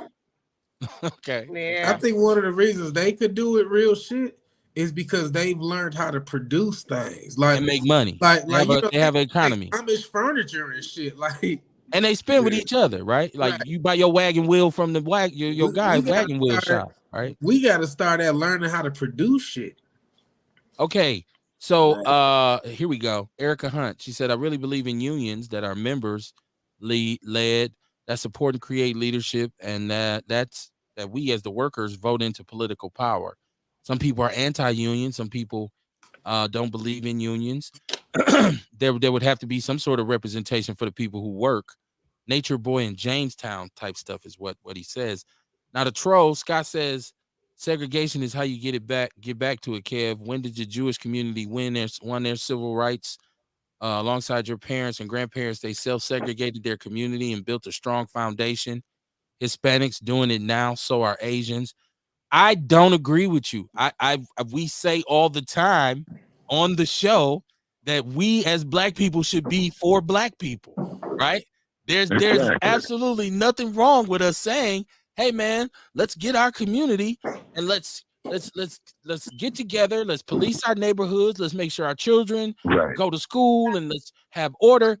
Yes, that's what I'm saying. I grew up in that part of Milwaukee. It was a black neighborhood. So yeah, I would agree with you. Segregation is how you get back to it. But the problem is every time we do assemble ourselves and start to do that, here come your little cousins and them, Scott, sending infiltrators and shit in. All of a sudden, I mean, listen, we tried this shit as far back as Black Wall Street in Oklahoma, Tulsa, Oklahoma. What do you Definitely think Scott they Miller. were doing? They had segregated themselves. Here come your forefathers, them, your grandfather, your uncle, them, all the people who you descended from, gonna come start some shit. Right. All the Right, black Scott. establishments that were established after slavery and all of that, we had said, "Fuck y'all, we'll do us." Here you motherfuckers come on a Yeah. horse with some masks on, talking about no, nigga, Yep. y'all's is better In the than ours. hood. So don't come to me now talking about segregation is the way. We know that shit. Fuck you talking about? Exactly. He says the Hey, educated hey, black hey, members, Hey, Determination. the educated again, black this is members when are you got- escaping. They need to come back. Go ahead, Kamar. Hey, Kev, again, this is when you got white people talking about our issues. You know what I mean? Motherfucker, you ain't saying nothing new. Shut up. I seen something the other day Let 'em though. know. I seen something the other day that it was a person saying that even after they literally dropped sticks of dynamite from planes on Black Wall Street, they said if you go back, and I haven't done it yet, but they said if you go back and do the research, they actually rebuilt it again. So they said it wasn't that Black Wall Street survived that shit. They said it was integration that actually killed Black Wall Street after they rebuilt it back from being Yes, good point. you know, And that's on us. But that's what kind of killed Milwaukee's too, though, is because as soon as we got able to shop with Massa and go to Massa schools and go eat at his, why you would want to eat in his restaurant and he don't want you there is perplexing to me. You think I Yeah, trust that's this motherfucker's cooking? Are you out of your mind? Well, I that's mean, what Damn Dr. right. Claude And that's what Anderson Malcolm meant. said. He said that's what messed us up, thinking white ice is colder. You know what I'm saying? Right. And so that's what I'm saying. White people can't come back now and say, "Hey, why don't you guys just get together and get your own shit?" Because you're gonna come fuck it up when it get good. every time. Right. Every Yeah, motherfucking look at man. North Oakland. Look at North Oakland, you know what I'm saying? In West Oakland, the birthplace of the party. And what had happened was through gentrification, you got a lot of the white folks with that Silicon Game Valley money, man, going over there, revitalizing it, tearing down the old houses, putting up, condominiums and shit like that. And then out here in Las Vegas, every damn neighborhood you see out here, man, it's got iron gates and all that, no soliciting and all that old type of shit. So we need to learn from the same principle. We got to control the four factors of production of universal economics: land, labor, capital, risk management, and set our own self-determination. And we don't need yassa bosses and ass scratchers like Larry Elders, Leo Terrell, and that other sorry sack of shit in New York City. Eric Adams talks about, oh man, for us to get ahead, we got to be all inclusive. And what happens is that the opposition looks at us and they sit up there and they laugh at us. Why do you think they make all these dumbass movies in Hollywood, man? Kill a nigga, shoot a nigga, fuck a nigga, and all that bullshit. I'm laughing at their ass too, be? getting in goddamn tuna cans trying to go see the Titanic. Fuck that, they can't laugh at nobody. Them motherfuckers. Oh no, man! Kissing their dogs in the mouth and shit. That made my that made my day. That made my day. And they need to sink their asses down there with the goddamn Titanic. It's because, as you do know, that there were black folks on the Titanic who were not allowed on the lifeboats. This is the troll again. He's saying you guys got to stop. See, you brought up something, Scott. This is where your understanding is limited at. And I know you like to think you're the sharpest tool in the shed, but you're really not, because you brought up self-segregation. And the only point that we made is we've tried this forever. Hell, as shortly ago, like I was talking about the middle class that was in Black Milwaukee that was thriving. One of the most beautiful neighborhoods you had. Reaganomics and crack was dropped on us mysteriously by you motherfuckers. And we know the crack came from the government and Reaganomics came from it came from y'all. So stop talking about living in the past. That's the trick that you pull about. Former governor of California. That's the trick that they play. They try to tell you that was the past, and then they do the same shit to you again.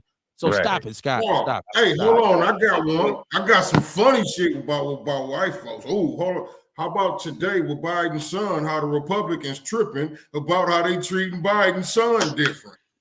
Right. And this is just so horrible. But God damn it, this is how black folks been getting treated in court since the beginning of time. What they doing Our to us? shit, they've been treating us different than them since forever. Now we got the Republicans talking about Democrats, white Democrats, because you're the president's son, you get treated different. And this is atrocious. This is just wrong. This is just horrible for our system. Well, they mad because the Tangerine King is up on charges. We know. White folks is gonna be pissed because that boy, the Cheeto man got charges, man. He ain't getting convicted. He got charges. Man. At least he got charges. I got an update on the Freedom Georgia initiative. Okay, Freedom Town. Okay. Yeah, the 19 families who purchased 97 acres of land plans expansion looking to raise $2.5 million for farming operation, and this was September 18th, 2022. So, yeah, like I said, we probably haven't heard. That's not an update if it's from 2022, Sean. That's not an update. Hey, it's 2023, man. Shit, that's the last thing. You're not gonna get updates like that unless you follow these people, man. So they got an update. 1975, they laid water pipes. It's like I said earlier, though, before I found this, and I had to really search for this. Right? They're not gonna provide information on what's working. They're not gonna provide information on what can lead us to self-sustaining lives and right. So when we sit here and we make mockery of this update, we should question why. I'm making a mockery of you because you said it was an update and it was 2 years old. It's not an update. It's not 3 years old. It's not an update. You can't make it be an update, Sean. It's the latest one that you found. It's the latest one that you're going to find on the internet. Is what I'm telling you. You're gonna have to put the juice lady on Google mode. Earlier, she'll find it. She'll find it. Working. She'll find it. If something's working, then they're not gonna promote it. Right. So that just lends credibility to the argument that we can't come together. Because nobody. I ain't saying we can't. I said we ain't. I'm not talking about you. We ain't coming together. The narrative. We ain't coming together. KB. I didn't say once again. I didn't say we couldn't. I said we are not at this present moment. And he's saying nobody cares about the age. You said you talk in circles, man, because the same shit is going on. So what you saying, Scott, is irrelevant. Like I don't. You doing a typical white man. Why do we keep talking? Because it's fun. It's a fucking talk show. We gotta talk to people, Sean. Freedom Village in Georgia, right? What you say, Courtney? Freedom Village in Georgia? Yeah. Freedom Town in Georgia. All right, I'm looking. All right, we put the juice lady on it because Sean got that old computer. His dial up internet got MapQuest on it. They said Rick Ross started his own city. That's the old one. They ain't iPhone 20 now. Go ahead, Real. No, I'm saying I just seen something saying that Rick Ross done bought plenty acres and starting his own city. So a lot of black people with money are doing it. They just doing it silently. Okay. Getting their bread up, getting land, and putting their friends and family on their acres and shit. So they starting to do it. They eyes starting to open. Mama Jenkins says, KB, I just drove around the city today, and it's a damn shame to see all the boarded up houses that was once owned by blacks. This damn city is filthy and decayed. I'm sure this leadership see all this bullshit like we do, and nothing is done. Some of the areas in the city is a disgrace, like Port Light, Port Sun. I think you're talking about Port Sunlight Way off 27th over there off Act. It says every house got green boards. That's what we need to do is rebuild our city like Black Wall Street in Tulsa. Yeah, Paris, I know Scott is our resident troll, but he's a white Wisconsinite. And I want people to understand that there are a great deal of white people in Wisconsin who feel like he does.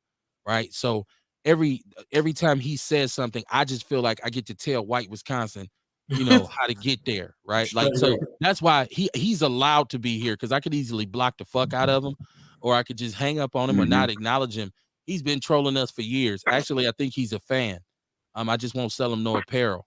So yeah, he comes in and he talk his shit. It is, and Scott, you're welcome to bring some of your little white friends in, because we don't bar nobody. We don't run from nobody on Outlaw Radio. We get it done. We'll chop your ass up. And Well, yes, same thing as Chicago's black experience enhanced too. Yeah, oh yeah, we're going to tell you the truth, whether if you like it or not. Brother Perry. He said I am a fan. Kamari. Scott has been on my show. Little people don't understand. We've sat face to face when I was doing 3041 Live. We sat face to face and did this same kind of dance, and that was 7 years ago. So it's not like he know what he get over here. He already know what he get over I'm saying, here. y'all listening? Can y'all see me? Can y'all hear me? No, we can't see you. We can't see you. It's cool. So I'm on the website, because I got a website. So it tell you how you can register for citizenship and all this other stuff. And then I got some events coming up. I 8 parties dope as hell. from May to July, and then in October they have a off the grid like camping event in the Freedom Village. Ooh, so yeah, they got some shit going on. You just gotta go to the website and check it out. Now, Courtney, are these updates? Now let's look at the date, because I don't want you to shine yourself. You one is in October. Okay. Don't shine yourself. I'm gonna have to show up, man, and see what they talk about. That off the grid camping shit. That seemed like, but look, baby mama number 2, that's my son's sister mom. She from Mississippi, right? So she just moved to Savannah. She just got some land. She talking about she want to start a survival camp. I'm like, my nigga, because she a survivalist. She like, we do some hiking, we be in the mud. White folks, they be doing it all the time in the mud, climbing shit, but they low-key be prepared for all types of situations. And I was like, folks, a survival camp will be motherfucking dope. And I mean, she being the country girl she is, I mean, she be out there tuning up lawnmowers and fishing, and Courtney, go put your hands in the dirt. And I'm like, so niggas like me got the weapons, Yeah, I think survival camp would be bomb. Black folks need shit like that. Well, we need a black people. Listen, we need a BACA. We need a black. We need a bunch of stuff. We need a bunch of stuff. I think the biggest misconception is that we don't know we need a bunch of stuff. Yeah. Like white people act like we skipping around clueless, like la la la la la, whole violence, yay, whole drugs, hey, poverty, yay, we love it. We love welfare. This is so far from what the reality is in the average black community. And so, most of us are frustrated to no end. That's why I was saying to my brother Sean, like, why you keep saying conform? I don't feel like you're conforming because you ain't, throwing torches through the police station window. I feel like you vote lawmakers in and they make laws, and so you follow the laws. And so maybe that is conforming. Tasha Holmes said, well, there's a shortage in the DOC, especially the probation and parole officers. Their cases have tripled. Unless an offender has committed a major crime, it will not be a revocation. It's about to get worse. Okay, my sister. Yeah, they have announced that. He says blighted communities lead to eminent domain and then gentrification. The broken window theory. Okay, Jesse, got you. Told y'all they trying to starve us out so they can just come on in and sweep us away. And I mean, that's what they doing. Like, when people be like, the system ain't working, it's working for who the fuck it was made for.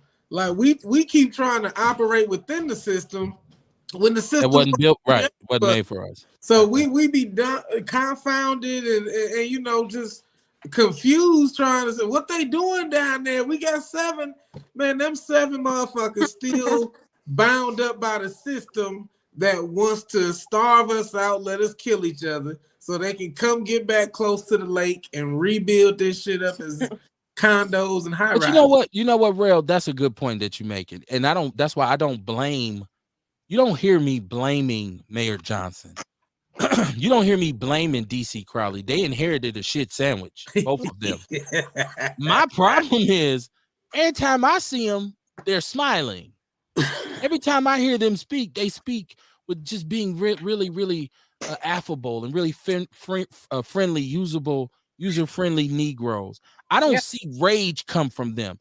I don't see anger. I don't see frustration. Now, maybe, I don't know. I don't kick it at the bar with them. So maybe they go after work and they get up and they be like, man, this is bullshit, man. What we gonna do? I don't know. But when I see them, it's always this. Well, we're gonna try, and we have to look at it this way. And it's like, bruh, we need kick-ass leaders. We I need don't Mike think the McGee. mayor. I don't think the mayor of Milwaukee should be a soft, smiley, affable dude. I think he should be a controversial, ass whooping, cussing, motherfucking wild dude who be going in Madison showing his ass, like walk out with his drawers on and shit. Mean son of a bitch. Right, Sound right. like he should be like Kev a little That's bit. never been He- David or no Chevy hugs. though. Neither of them have that person before they got these offices. They were always smiling, handshaking. They've Very always been affable, right? So why do we expect different? See, we put these expectations on these people, man. I don't Yeah, think I know nobody. who I said I was who frustrated by it. I I know don't what expect I'm them to be getting. different. Huh? I said I was frustrated You by said it. what? I said I was frustrated. I'm frustrated by that. I didn't say Huh? I expected them to be different. I know who they are. I know we knew. You right. We knew who they were. So why waste your energy on being frustrated when you can use that energy on figuring out how to change that? That's what we got to start doing, KB. I'm automatically frustrated. I don't think I'm even using energy. It's when I see a picture, of you at a Brewer game with a smile on your face, like, yeah, and I'm like, damn, 5 17-year-olds just got gunned down. Like one thing about Barrett was, and even the old police chief, what was his name? Fast Eddie Flynn. Fast Eddie would hit it from anywhere. If it was a murder, some shit went down, hey, I gotta go. Like, where you going? I gotta go. Leave me alone. He get to the scene. He ain't throwing out the first pitch. Talking about, damn, how many was it? Oh shit, I'm gonna leave after the 5th inning. Like, it's like, what? Like, and I'd say this. I'm gonna throw this out here since I'm talking shit, right? How much interaction did any of these leaders actually have with the young people who were down at Juneteenth yesterday, or the day before yesterday? I didn't see my nigga Dave. I wasn't there. Dave. You know what How I'm many were they walking around telling young people, hey, how y'all doing? Hey, we glad to see y'all. I hope y'all having a good summer. Y'all should come sign up for Earn and Learn. We got camps. It's too late for Earn and Learn. Can't sign up this late. Okay, well, resource camps. We got water pads, Lincoln Park, hiring here with something. Whatever they had, were they walking around talking to the young people saying, how y'all doing? Or like Mama Jenkins said, they gave some candy away and left. Hell no, Dave be talking to the grown folks. That's my nigga them. Y'all went to school with Dave. That's my nigga. He talking to the folks. He like Corey Dave. He be out there doing shit like that, talking to his people. You know what I'm saying? With his I little like to think security I had a behind him. pretty cool relationship with him. I don't have anything against him now. It's just that now he got the big chair, and so he's a little too big for Outlaw Radio. And I ain't gonna even lie. If I reached out to him, he'd probably come on. But I just have to call his He people would. and all that shit. But I don't call people. I don't be calling peoples. If I say come on the show, you can call my people. I'm not calling shit. Yeah, I've been Your writing ass won't my be on the show. podcast. Especially if I'm on the phone with you right here. Motherfucker, just tell me Tuesday, Monday, or Wednesday. It ain't that, you call your people. So that's why a lot of people have been on the show. They say, call my people. All right, fuck you and your people. Excuse my So y'all French. not gonna call my people when I get big like that? Y'all ain't gonna call my little sister? You know what? If we You know could what I'm call saying? you directly and you tell us to call your people, no, we're probably not gonna Said call Kev, you. I'm busy, man. I'm finna go on set. Call Stacy. She gonna book it. She gonna get you together. Holla. Uncle. You're not gonna call Stacy. No, not calling Stacy. If I did, I say tell Courtney. If I call Stacy, I say tell Courtney to inbox us. We in the Word Mob group. Tell her to inbox Right, us. we still there. Right. She know how to get in touch with Outlaw Radio. And Jesse says they did the same thing here in Denver. Tasha Holmes says, well, the suburbanites got get ready because they think the crime isn't on the way. It's on their front door. Absolutely. Oh, it's going down everywhere. Tasha Holmes, you are exactly right. It's already in the suburbs. They ain't exactly safe. You just have we are we're surrounded by the wild counties, Washington, Ozaukee, and Waukesha, and they have some of the highest median incomes in the country. They're still kind of isolated. And that's the ability that white people have in this country where they can literally move somewhere where they ain't got to deal with your black ass at all. Yeah. They will have their own community in a town somewhere. It's a sundown town. They don't even want your ass there after dark, right? Yeah. We can't do that. We haven't been able to do it. Part of it's been their interference. But right now, I feel like it's our lack of solidarity because we just Why we can't don't get never on the listen to same that page. nigga Akon when he be saying shit like, why all the black people just don't come back to Africa? We bring all the black I'm people. not You know what moving I'm to saying? Africa. Why not, Kev? No, I'm not fucking with Africa. Why you not coming? Why? I'm from Why? Capital. Why you I'm gonna not come moving home, to Atkinson. Kevin? I mean to Africa. I'm from Capital Drive in Atkinson. Now I got to Come go all the way to home, Africa to be free. Kevin. Come No, home. no, I'm not going. I'm You not going. acting like I'm not that, going to Kev. Africa. Be Kev over from there the nigga that's left hot in here. the motherfucker with all them flies and shit. It don't be like Right. that That all was the planned time. out. I know it's fucked up for me to say. I got issues. I keep telling y'all I ain't right. Kamar said for me to tell y'all God's still working on me.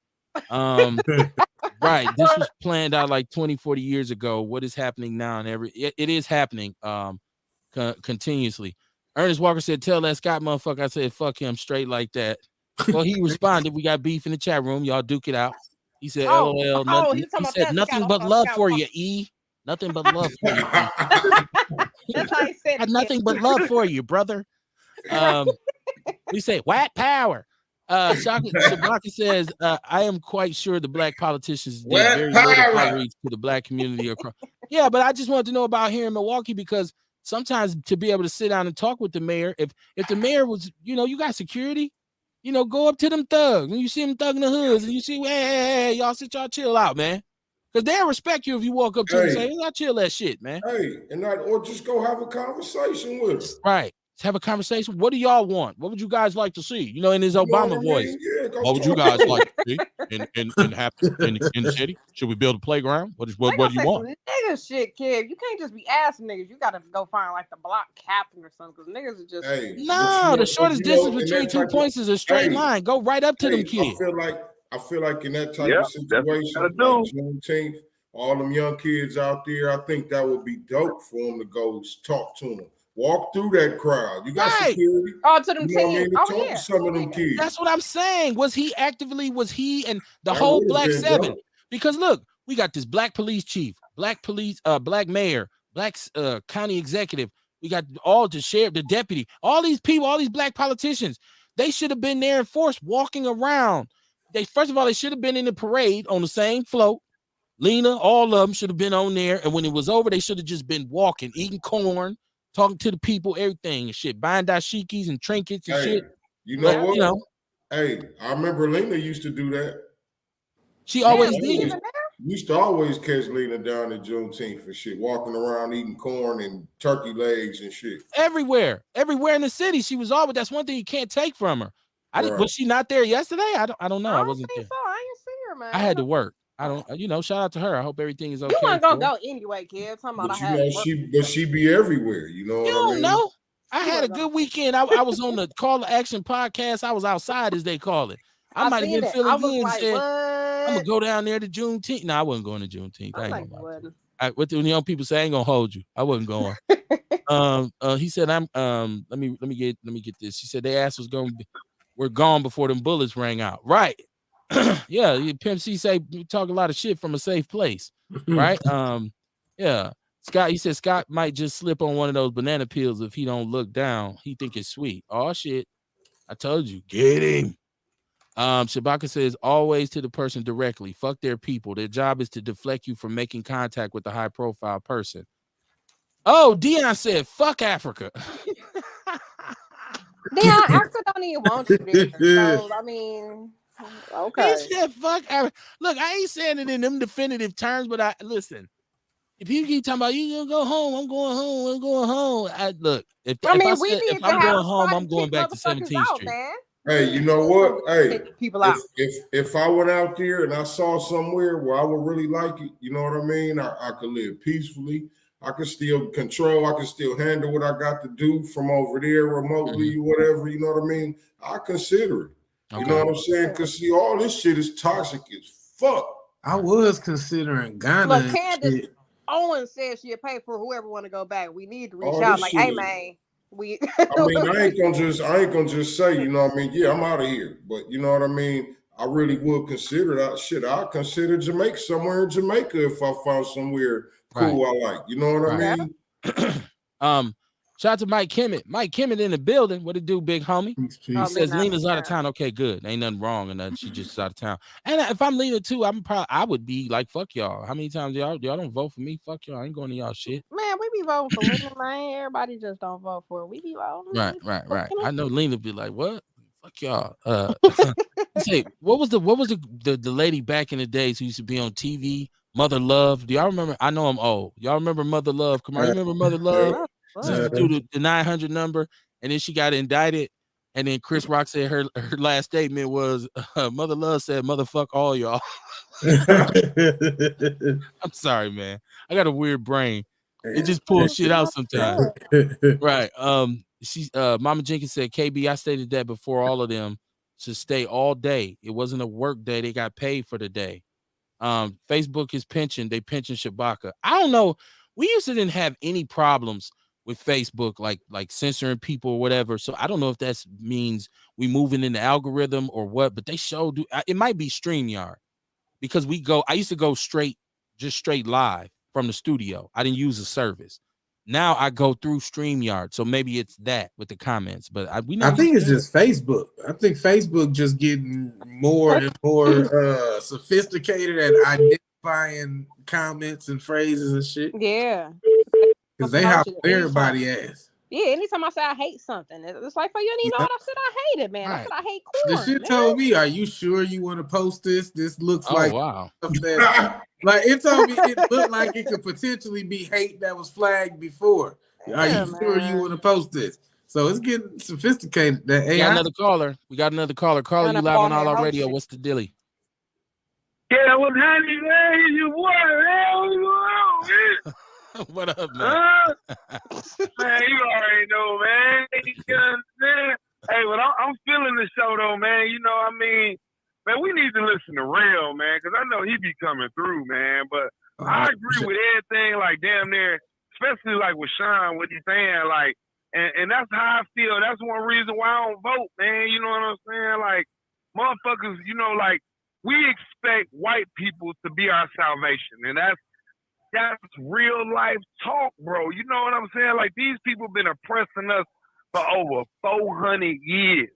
You know, like, I really don't really understand. Like to me, I have friends that, you know, I talk to, and everybody, even sometimes with us, I don't know how deep everyone's intellect or studies go into African American history, but I know mine dig deep, bro. Mine dig deep. You understand what I'm saying? Like, white people are a cancer to the world. From Africa, Australia, India, Pakistan, Hong Kong. You understand what I'm saying? Then we ain't gonna even talk about over here in America how they did us. You feel what I'm saying? Like, they enslaved the people for 400 years. See, I don't even think people really understand the gravity of slavery when you sit back and look at it, because we weren't there. But just imagine 4 million people that were in bondage, didn't work, didn't have no place to stay, didn't own nothing, and one day they said they was free. They ain't got nowhere to go. A lot of those people, when they told them they was free, bro, they stayed on the plantation. They ain't own houses. They ain't had cousins and uncles where they could go to. You understand what I'm saying? So a lot of times when people be talking about things that's going on with us, man, we still, I don't care what nobody say, man. Like, I was sitting back talking last night, and I said, because I be sitting there looking at a lot of documentaries about slavery. And I was like, how can these people expect us to behave in a normal capacity in the United States looking at what we have been through? You know what I'm saying? Like, they was talking about something that happened in 1877. 100 years from 1877 was 1977. I was born in 1977. You understand what I'm saying? Think about it. Martin Luther King was just assassinated in 68. That wasn't that long ago. You understand what I'm saying? See the gravity of these things that we really don't understand. That's like when I go down south, that's why I love going to the south. And I embrace the south. I love it because when you go down there, you understand the struggle that those people went through, and they still going through. You know, we keep on crawling on our knees, begging, please let us. These people have had been in control for so long. There is no way under their watch, with the breath in their bodies, they're gonna make it equal for anybody but them. If you ain't got no money, see, them Asians and whoever else, they don't really care. You don't never hear the Asians in an uproar, the Mexicans and nobody, always be us, because we still got our neck stepped on. But they're not gonna make it equal for us. They're not gonna. That's just like you standing in line all day. And you see somebody, you like, oh sure, brother, come get in front of me. Now, These Dion, monkeys ain't gonna allow that. Dion, What? let me put up a devil's advocate kind of scenario, because I just Go ahead. watched a documentary about the Uh-huh. internment camps that Japan.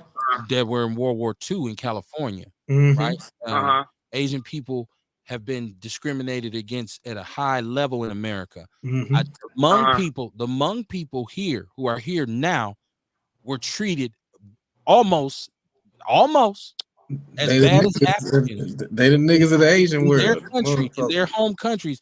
A lot of them came here on refugee status. Wait. Just Say let that me again. the I'm Hmong trying people. to listen to you. Okay, so I'm The saying Hmong people were treated where? by where they come from in Asia, Uh-huh. they weren't Uh-huh. even allowed to. They were ran from one place to another steadily, ran off the Uh-huh. continent. Right? They came here. Most of them came here on refugee status. Uh-huh. You look at Native Americans who got their ass kicked inside out. You talking about eminent domain. So there we don't hold the championship belt for oppressed. Okay. And I'm not Uh-huh. discounting slavery, because I hear what you're saying.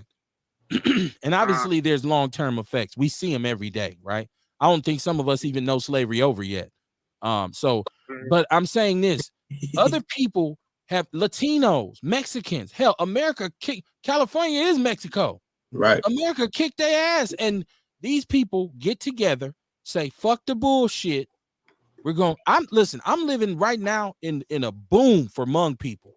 They got the Hmong American Leadership The whole Academy. They Northwest. got a grocery store. They just bought the bar over here, the old stage. They just bought that. They finna open that for them. They got the Yeah, Pho we must Cafe. stay around each other because I stay on 79th and Silver Spring, and it ain't number Hmongs on my block. West side. I stay around the Yeah, corner we're on the from west Apple. side. We're on the west side, northwest side. So I'm saying you don't hear them talking about what happened to them. You don't hear them doing a lot of shit, making noise. All they doing is building. All they doing is working. All they doing is networking with each other. They have representation that does for them. I worked with the Hmong American Peace Academy because I had a college possible staff of AmeriCorps volunteers in there. And we worked with, at that point, what I was doing was working with first generation college students to help them get to college. They had their shit together. When I walked in that school, they shit was tight. Now I went to Marshall, it was fucking chaos. The Kia boys, I got to get back in the car when I got out in front of the school. Kia boys coming down, and I said, "Oh shit," and jump back in the car. Said, "Damn." So I'm just saying, we keep talking about, yeah, they did this to us. Yeah, they do this to us. What we don't do is get together and say we gonna do ourselves, so they can't do that to us. Okay, now everything that you said is true. Everything that you said is true. But what you also got to understand with those things, with the Asians, as far as the Hmong, they helped the United States during the Vietnam War. When they came over here, the United States gave them solitude, they gave them refuge, and they helped them out. They gave them some type of financial, what we say, reparation. You understand? Even with the Asians in California, the Japanese in World War II, they gave them some type of reparation. With the Indians, they rounded them up and sent them to sovereign states like Oklahoma, Missouri. Some of those places are sovereign to the Indians. So they gave them, even though the what we call North America belonged to the Indians, but they was given. We shouldn't say Indians either. We should say Native Americans. Native Americans. Right. Even though that happened to them, but they was given sovereign land and some type of reparation. Yeah, but you know what, Dion? You know what? That sovereign land they was given, those reservations is hellholes. It's the worst places to fucking live. That's why their suicide rate was so high. And Ernest is saying they got reparations. Hmong people haven't received reparations. The Japanese got it for the internment camps. Go ahead. Yeah. The Hmong people received refuge. Believe me, they received something for their assistance helping the United States. Whether they either received financial reparations, housing reparations, came over here, was able to. They got some reparations, believe that. They just didn't come over here. Yeah. I feel like the thing is, here we go again. You know what I mean? Talking about what they owe us, what they supposed to give us, because they done did this for everybody else. We forget the whole conversation is about us just saying, you know what? Fuck all this bullshit. Let's just get this money. Right. Thank you. Because what I was about to say is, whatever they gave Hmongs, Vietnam been over for 50 years. And we know they ain't gonna give us this shit. This boom is in the last 15 years where they put their foot down over here and said, nah, we taking this. Y'all don't know what to do with it. Y'all don't want to do right. Look. But whatever type of assistance they was given, they utilized it as a stronghold to pull themselves up. We didn't have nothing at all. Any and everything we worked hard for it. The United States didn't give us a plot of land. You could go back to the Homestead Act of 1846 when they gave European Americans plots of land. They gave the Hmong people something. Even with that, they just didn't start on their back. They just didn't start on their back like us. Go ahead. Even with that, my family has owned our family land for the better part of 70 to 80 years. We have in Mississippi, my family owns so much land. Man, I need some land too. And so I'm not and most of these Asian people, it ain't about them getting reparations. It's about when they open a restaurant, they employ each other and they shop with each other.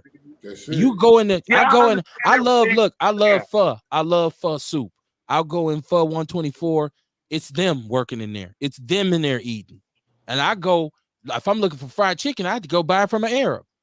So once again, I think these are self-inflicted wounds. I think we have to stop leaning on, man, they owe us money. Like, you can't sit in the house and not work. Damaged, bro. Well, they are too, though. They got ran all over a continent for 100 years. They're damaged too. At this point, ain't no excuse. Listen, I'm gonna tell you like this. I ain't Hmong, I ain't Mexican, I ain't Asian, I ain't Indian. I know that we as the people was damaged. We had damn near irreversible damage. Look how our kids behave. You understand? We were taught from, at least with them, they had a history. The Hmongs had a history. The Indians had a history. We were taught our history. We were slaves. We were chattel. We were peonage. We also were showed these images as young children of us being murdered. You know why, Dion? You know why? You understand what I'm saying? You know why? Yes. Go ahead. Because I can guarantee you one thing. I bet you. What Black Dynamite say? You can bet you half a what do you say? A sweet ass and half a titty. In Hmong schools, they don't fuck up Hmong history. See, they teach their kids their real history. We are the ones who said, go into that public school and didn't even correct it. I'm so glad my mama corrected it when I came home. When she looked at the book and said, there's some bullshit. See, we should be doing that. It's too much of us waiting. I'm with Kamar on this instead of saying, all right, you got me. What they say, dog bite you once. It's the dog fault. He bites you twice, it's your fault. So at this point, no black person has no excuse not to get their shit right. The fact of the matter is we got habitual line steppers who won't do it. Go ahead, come on. Hey, hold on. I'm about to let y'all go because I'm at work. I'm about to hook this trailer, man. Today my last day. I got to go for a colonoscopy tomorrow. But check it out, though. And we got sisters like Courtney that try to bring the black brothers down by screenshotting information and sending it to the public radio. But I'm going to let you go, Kev. I love you. And I'm going to continue listening, man. I'm going to continue listening. All right. Listen. First of all, hold on. First of all, Dion, with the screenshot, you a fool. You are a fool with it. I'm gonna tell you that right now. But secondly, y'all you're too hard on the juice lady, Dion. You gotta back up, man. You do too much to her. Go ahead, Courtney. For no reason, just because ain't nobody did nothing to Dion. Y'all know I ain't did nothing to Dion. I proved it to y'all. So to be tripping. I don't know. You know what I'm saying? That's why Dion is a friend of the show, because Dion is, if nothing else, he's a real Milwaukee dude, right? Like the voice, the way he talks, and that when I seen the thing that post, I said, that's some Milwaukee dude shit right there. Like it's just like it's whatever, right? Like, it's just like, I'm sitting there looking at my phone in our chat room, because we have an information gang chat room for all of us so we can communicate. And I see this in there. I'm like, oh my God, dog. Like, I don't even want to read it. I don't even want to say what it said. It's just wow. Dion, one of them dudes, man. He's a piece of work, man. Let me get this chat room caught up. And then I wasn't gonna even bring it up, right? I wasn't even bring it up. He said she bringing the black man down by sending the screenshot. Damn, Courtney. Look, he don't even know about the message I sent y'all. He talk about me hitting up Sherwin Hughes about him being a cheater. Like he don't even know about what I sent y'all. Oh shit! I'm thinking you sent everybody the same thing. Oh my God! She sent to the Fox 6. He always doing some shit, man. You know what I'm saying? You are always in some shit. That's some Milwaukee shit right there, man. You just get up, fuck it. It's whatever, right? Earl Henny said America's for sale now. He said for sale. How you brothers doing tonight? Well, how you doing, Earl? How you doing? Shout out to Big Larry. I see Big Larry on your hey, I feel like it's been for sale. You know what I mean? We got to lobby the politicians to get what you want. Yeah. You know what I mean? So this motherfucker been for sale. You know, and that's one of the things I was just getting at. You know what I mean? We keep talking about what they ain't gonna give us. We gotta understand how people is getting action out here. Right, money. You know what I mean? They're getting their shit put in the bills and they getting money to get these bills pushed through. You know what I mean? So like we got to quit worrying about all that. They gave a motherfucker this, they gave them that. You know what I mean? We need our reparations. They ain't gonna never give us shit. We need to focus on doing what we got to do from this point on. Yeah. Now, do I believe we deserve them? Absolutely. Getting money and supporting each other, working with each other, you know what I mean? Building each other up, you know what I mean? To teaching our kids the shit that they need to be taught, you know what I mean, at home. We got to start doing this shit ourselves. You know what I mean? The shit that we feel like should be instilled in our kids, we got to make sure it's instilled in our kids. Right. Can't depend on nobody else. Exactly. Tasha Holmes, shout out to Tasha. She said another reason the oppressed races are winning is because the other oppressed races are winning is because they aren't living with the Joneses. As soon as our people get $1, they want designers. I know many motherfuckers got them PPP loans, 20 to 40K and still broke. We got a problem with managing our money, especially making it work. What was it a couple years ago when they said that the Jewish dollar goes through the community, comes back through the community at 100 times, and the black people dollar comes at 5? It was, I don't know the exact words, but it was paltry. Anderson, I'll send the video. Okay. Malcolm X said only a fool would let his oppressor educate his children. Well, we stand guilty because that's where we went. And I'm gonna tell you the truth. My parents encouraged me to embrace education, but they reinforced what I needed to know about us at home. I did the same thing with my children. I thought it was important for you to educate yourself, learn how to read, write, and do what my parents call arithmetic.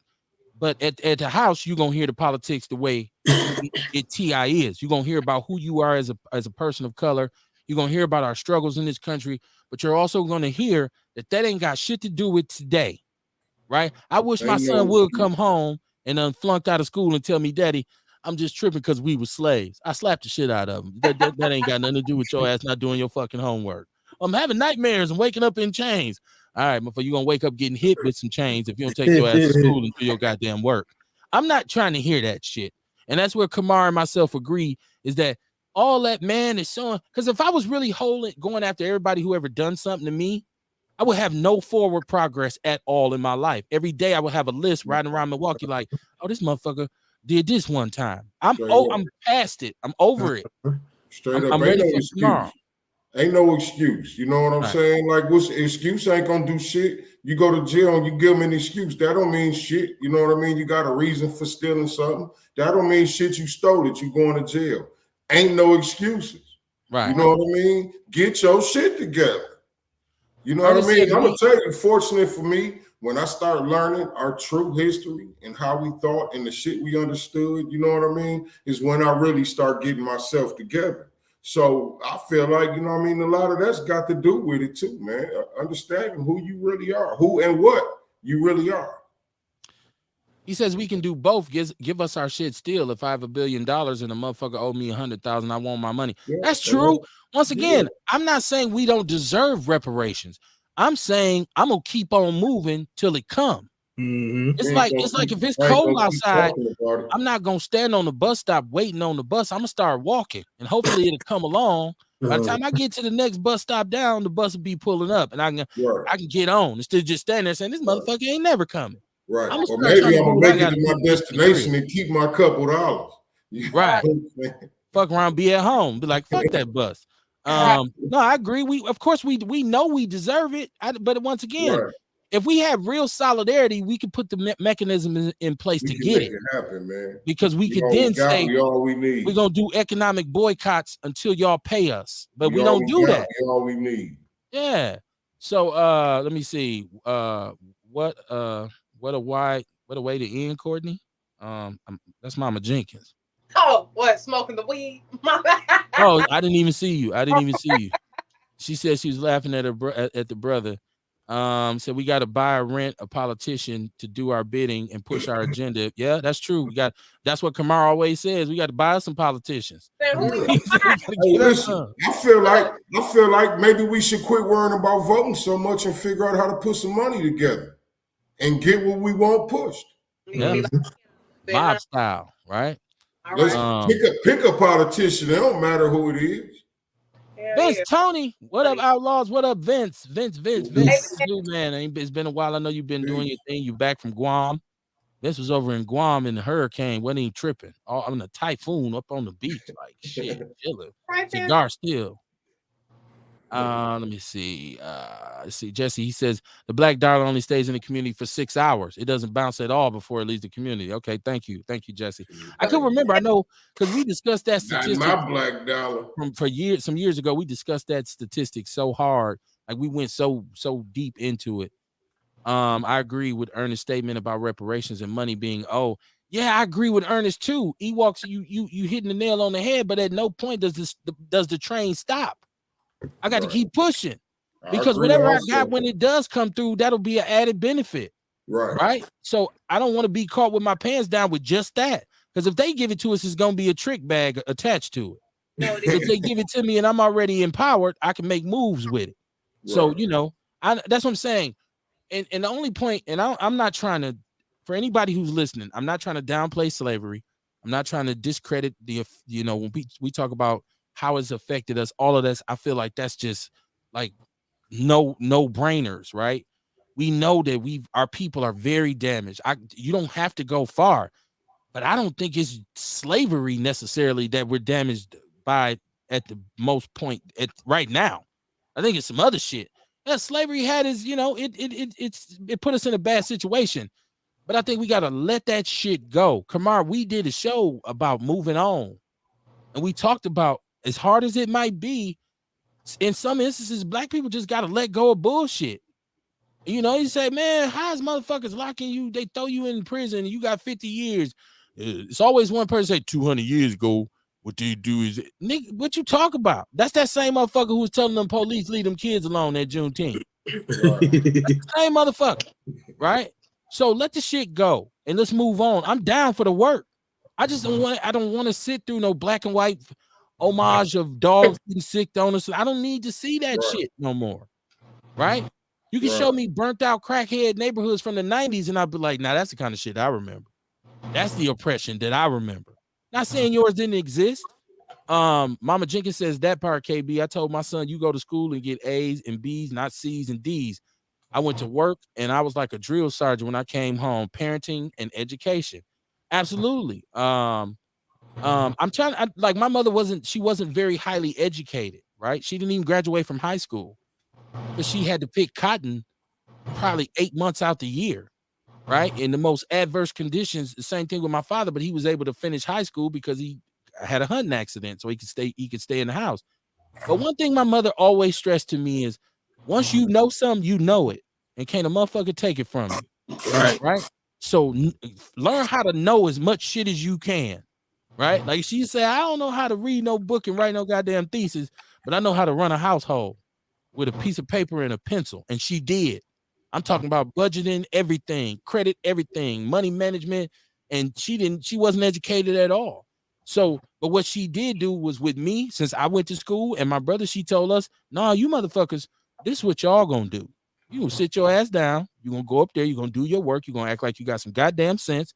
Then when you come home, if you got a question about something, I tell you about it. And so that shit worked. Now we get to the point where we send our kids off to NPS and be like, why ain't learning? And you don't even know when the last time you got parents who don't even know their teachers' names. Know their kids' teachers, the parents, they don't know their kids' teachers' names. They don't know what class they taking. They don't pay attention to none of their test scores or nothing, and then be like, NPS ain't shit. No, you ain't shit. It's your fault. You suck ass as a parent, right? Like, come on. I got to be harsh with that shit. Right. Hey man, since you on that, right? I just want to throw something in there. Go ahead. Talking about parents knowing their kids' teachers. I was down at Juneteenth, man, and I got all my kid teachers on the shot cam together. Oh, that's nice. Oh, they all did a shot. Okay. Yeah, you get shots with the police. You getting everybody off your shit. Everybody, man. Everybody. I got shots for everybody. Right. I said Kamara, you're gonna have the whole city drunk. Yeah, I know it ain't alcohol. I know it ain't. I got shots for everybody. Right. Tasha Holmes said them crooked politicians gonna take our money and sell us out because they don't have any networks. They networking for the white politicians. Okay. Yeah, it's looking like that, my sister. Dion says if you don't learn from the past, it shall be repeated. It's damn sure repeating right now. Exactly. Old Trolley Troll says 90%, 96% of black voters vote Democrat. The Democrats don't care about you because they know they have you in your vote. And the Republicans don't care because they know they'll never get it. Do you want your agenda move forward? Bring that to 50-50 like the Hispanic community does and imagine the power you'll have. Well, I can tell you this, Scott. The voter turnout in Black Milwaukee ain't but 12%. So 96% of 12 ain't a whole lot. So that goes your theory about how addicted we are to the Democrats, right? Listen, Black people don't give a fuck about Republicans or Democrats. Like the ones that vote will say Democrat, Democrat, Democrat. But for the most part, most Black people, see, I be around them. I talk to them. And you say, hey, brother, you gonna vote tonight? They be like, man, fuck that shit. You go vote at 7:00 in the evening out here. You be voter number 14. Like, so y'all ain't gonna pin that bullshit on us either. Because we are the party pooper. That's y'all voting for them motherfuckers. That's you motherfuckers with y'all. Black people don't give a fuck about that shit. Look, that's why you hear us complaining like, damn, we won't even vote. Because we be like, fuck all of them. So that's what I'm saying about you. It goes back to what Kamar said. This is what happened when white people get to talking, thinking they know, and 96% of the black vote. Shit, only 8% of them voted. Goddamn, congratulations. Look at the last aldermanic elections. Motherfuckers is winning by 400 votes. He had 600, she had 1,000. Like, and he won. Like it's like, damn, only 1,400 people. Nobody in this whole neighborhood voted. Right. Well, one block voted out the whole ward, man. Come on, man. Let me see. He says we haven't been out of chattel slavery longer than we was in it. We were in it for 250 years, and the trauma has been passed down generation after generation. I understand that, but at this point, we all know that there's something in the buttermilk. So, like, it's like, are you gonna just sit here? Because I'm moving forward. And I encourage other Black people to do the same. We know it's some bullshit. That's why you got to work harder and be more vigilant. That's why you got to take that extra time with your babies. I'm not the greatest father that ever lived, but I'm a father that was persistent in trying to be intentional in my kids' lives and trying to direct them and steer them, right? I see my brother Rail sitting here, been intentional. Not being, ain't nobody Cliff Huxtable, before he was, pill popper Bill.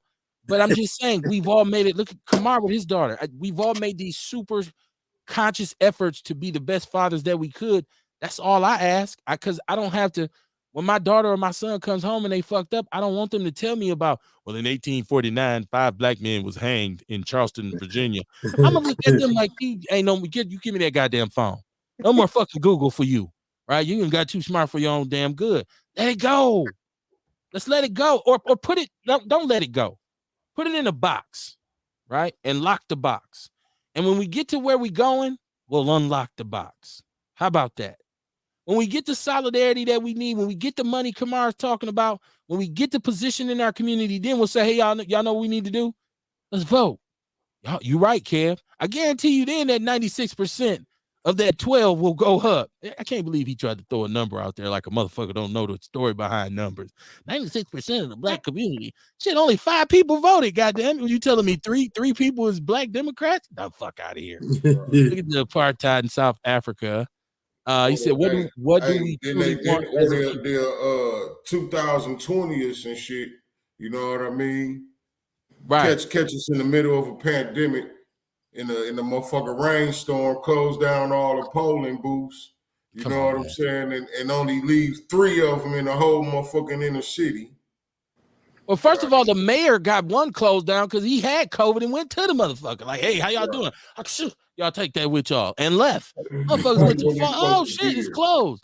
Right? Come on, man. And he won that shit from his living room. That motherfucker ain't made nair speech, kiss nair baby. He was at the crib every morning, like, don't forget to vote. And that 96% of you Negro Democrats, right? 96%. That's gotta be the funniest shit I've ever fucking heard. And he said this shit like he was profound or some shit. Let me give you another one. Hey, what angry man Omar used to say, man, sit your dumb ass down. Oh shit. I had too much fun with this shit sometimes, I swear. Dion says independence, financial security, because he said, what do we truly want? Independence, financial security, equality. I mean, what do we want as a people? We've talked about this agenda that we should have. I said the 3 S's: sovereignty, solidarity, or separatism. We ain't ready for 2 of them, but we can absolutely do 1 of them, right? You do the math. Let's see. Said all those things we can attain ourselves. Yeah. You know what I mean? All 3 of those things we can attain ourselves.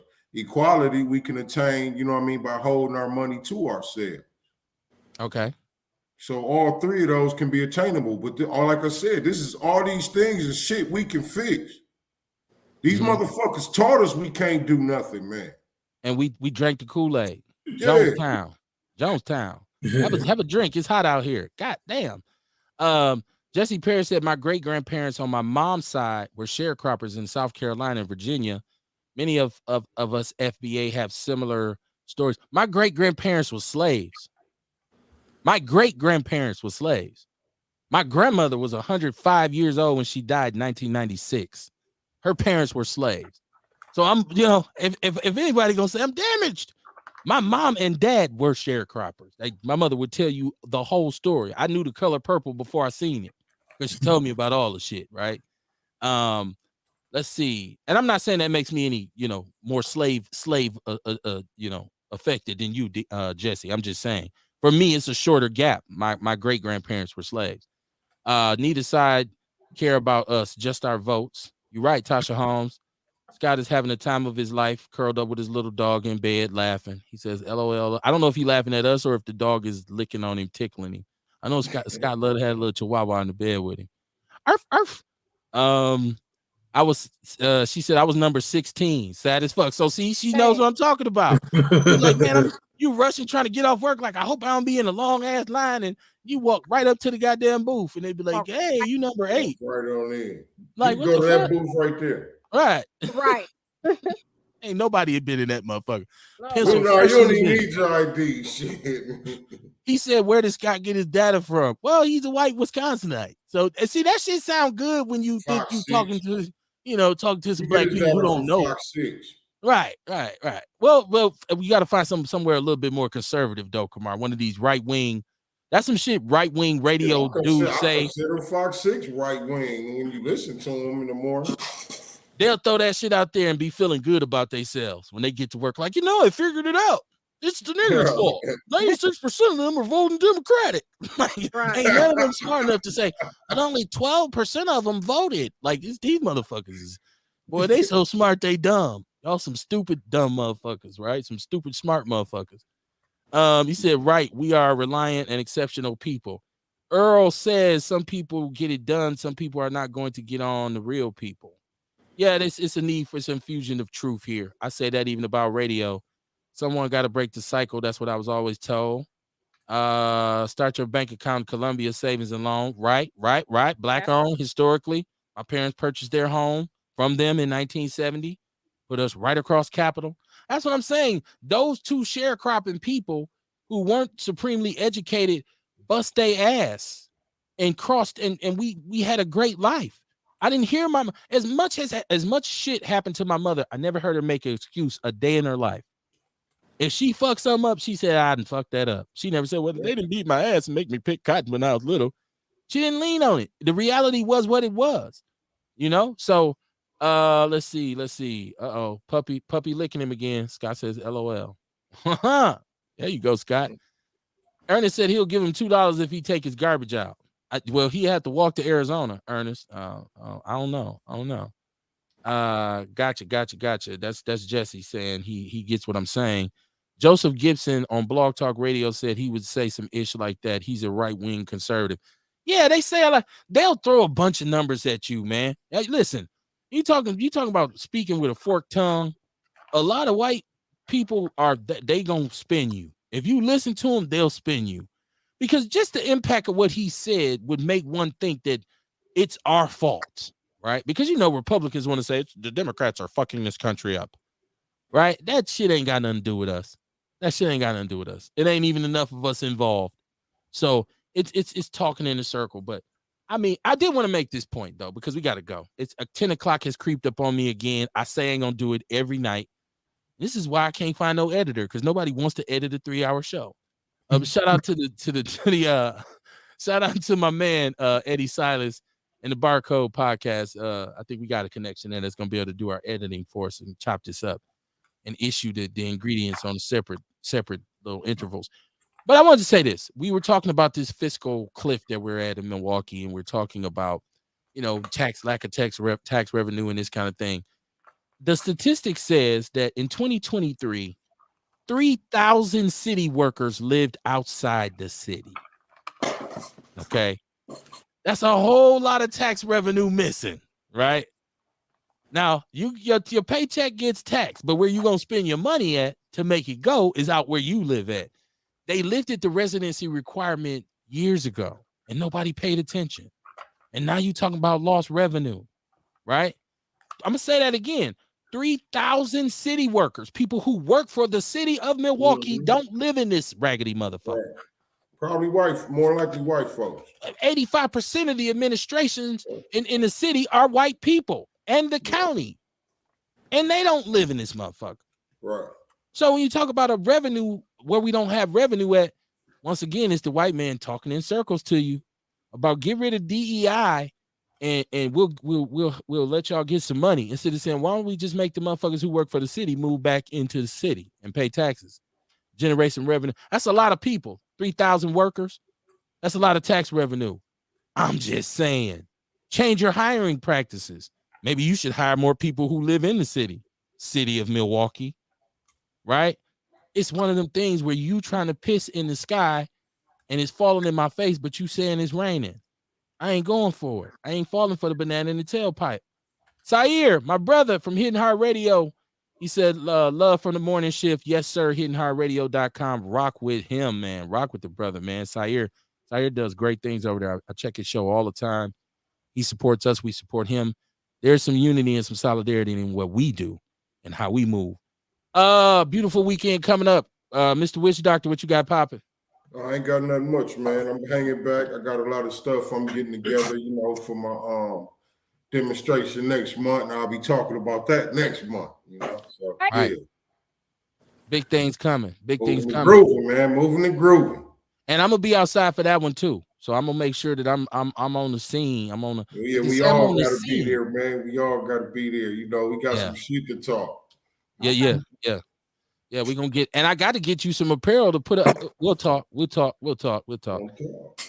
what you got popping, man? This weekend, just working on some more of my next book, and I got some grapefruit wine that I'm gonna try to bottle up this weekend. Okay, I see you got the bottle. Yeah, you doing the wine thing. I got to get a bottle from you. Oh, okay, for sure. I got to get a bottle. I'll pay you for it. I got to get a bottle. I like to sip a little wine on a nice summer night sometimes and smoke a stogie, if you will. Juice Lady, I know you moving and grooving with the village. What you got cracking? So know what I'm saying? Saturday we have our art show at the Freedom Picnic from 2 to 4, the youth art show. We got some kids signed up, so I think we got about 8 kids. Well, it was supposed to be like 10, but I don't know. Some parents, when it came down, started getting nitty gritty. I'm not getting the stuff I'm supposed to get, so maybe like 8 children.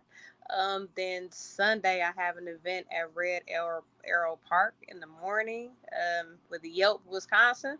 It's gonna be like a yoga event, and I'll be there with some juice. Monday will be the start of a summer camp, and I have some courses that I'll be teaching with another business as far as health and wellness and femininity and shit like that, and art therapy with the children. And then Tuesday, I got an interview with Reuben Hopkins. You know, he said he was just intrigued by me and he wanted to start a podcast or something surrounded around me. I'm like, nigga, Uh-oh. what? You know, at Juneteenth, he was just staring at me all googly eyed and shit, passing my card out my. It wasn't in there, but you know what I'm saying, good like that. It was too hot to have a business card in your. Wait, now Reuben Hopkins, he's Pastors Unite with. Who is he with? He is No, with, that's Wisconsin Chamber of Commerce, Black Chamber of Commerce. Oh, okay. The CEO of the Chamber of Commerce. Oh, okay. Well, we'll get They you. doing some dope shit, man. You know what I mean? He doing some dope shit. He's spreading some money around the community. You know, the Black Chamber of Commerce, they whole thing is about empowering Black businesses to employ Black people. Okay. Okay. Well, let me know when y'all get it started up. You know, we gonna support. Let me know what y'all decide to do. For sure. Let me see. He says Scott is trying to learn. Actually, he uses his partial racism as an excuse to tune in. I think Scott just like to hear the show. It's been too long. It's not. He's been listening to for years. So you know, I just think he just liked the show. He just, you know, it's that whole I wish I was a cool Black guy. It's one of those things, right? Sire says candlelights and wine Mondays at JC's Notes and Sports Lounge. Ladies drink free wine until midnight. Okay, JC's. What is that? JC Notes Sports Lounge. Jay's C Notes Sports Lounge. JC Notes. Jay's C Notes Sports Lounge. So it's C Notes Sports Lounge, but it's Jay's apparently. Thank you. It's Jay joint. It's Jay's joint, right? Okay. So the whole conversation tonight was centered around being lost, not having a sense of direction, and it was partially a jab at the idiocy of crazy rich white people who feel like they could do stupid shit and should do stupid shit as much as possible. And there was also about our community having a lack of direction, and we have right now a serious stagnation of innovation when it comes to ideas. I feel like our leadership, they may be very brilliant, but right now, what you're doing is taking the city further down. What you're doing, what's happening under your leadership, and I'm not saying it's directly them, because I don't put what happens in Milwaukee solely on one person's back.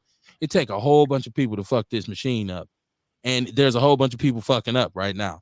And you know, we established a long time ago a mantra that says this is business. It's not personal. You might be a very nice guy. You might be a very good member of the community, but right now you sucking ass as an elected official.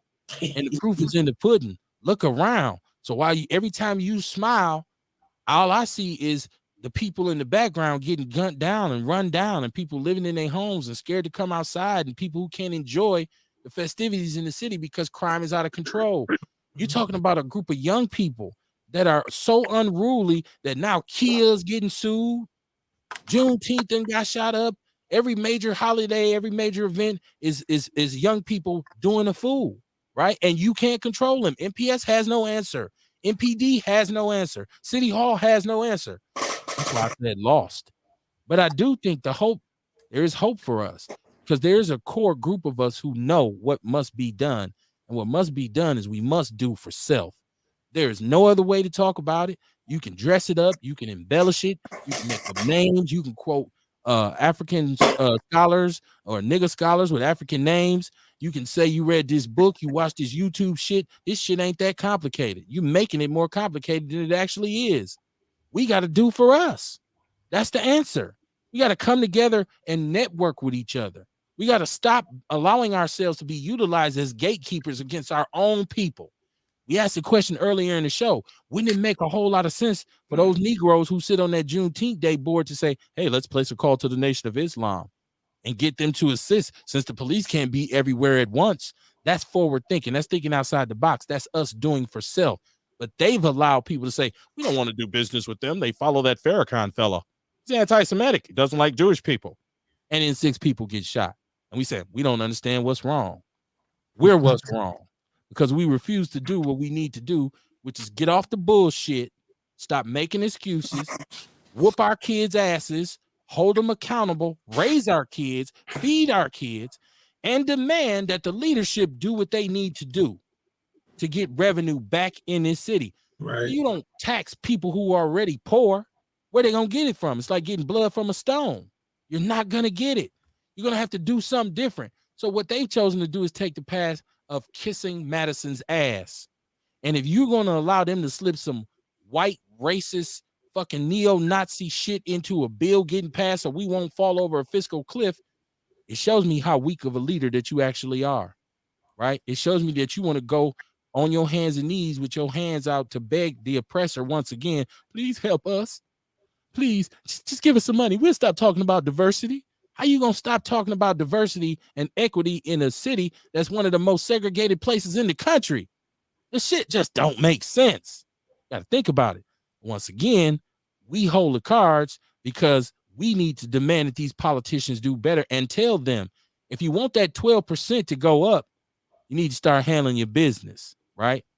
If Scott, you worried about the 96% who vote now, wait till we put our own Democrats in there. What you gonna call it when that 12% go to 70 or 80? Then you really gonna have an issue. People just got to start taking responsibility for their own shit. We worry about the wrong shit all the time because we always worried about somebody else. We need to be worried about ourselves, man. Because ultimately, what it comes down to is your contribution to the community has to outweigh your criticism. Because if it doesn't, then that in itself tells me that you are a coon. I'll see y'all Monday, man. Capital Drive and Action, stand up. Y'all be safe. Keep y'all head on the swivel, man. Do for self all weekend. Whatever you can do something for yourself, do something for your own people, do it. And don't even think twice about it. Peace and love. Peace. Hey.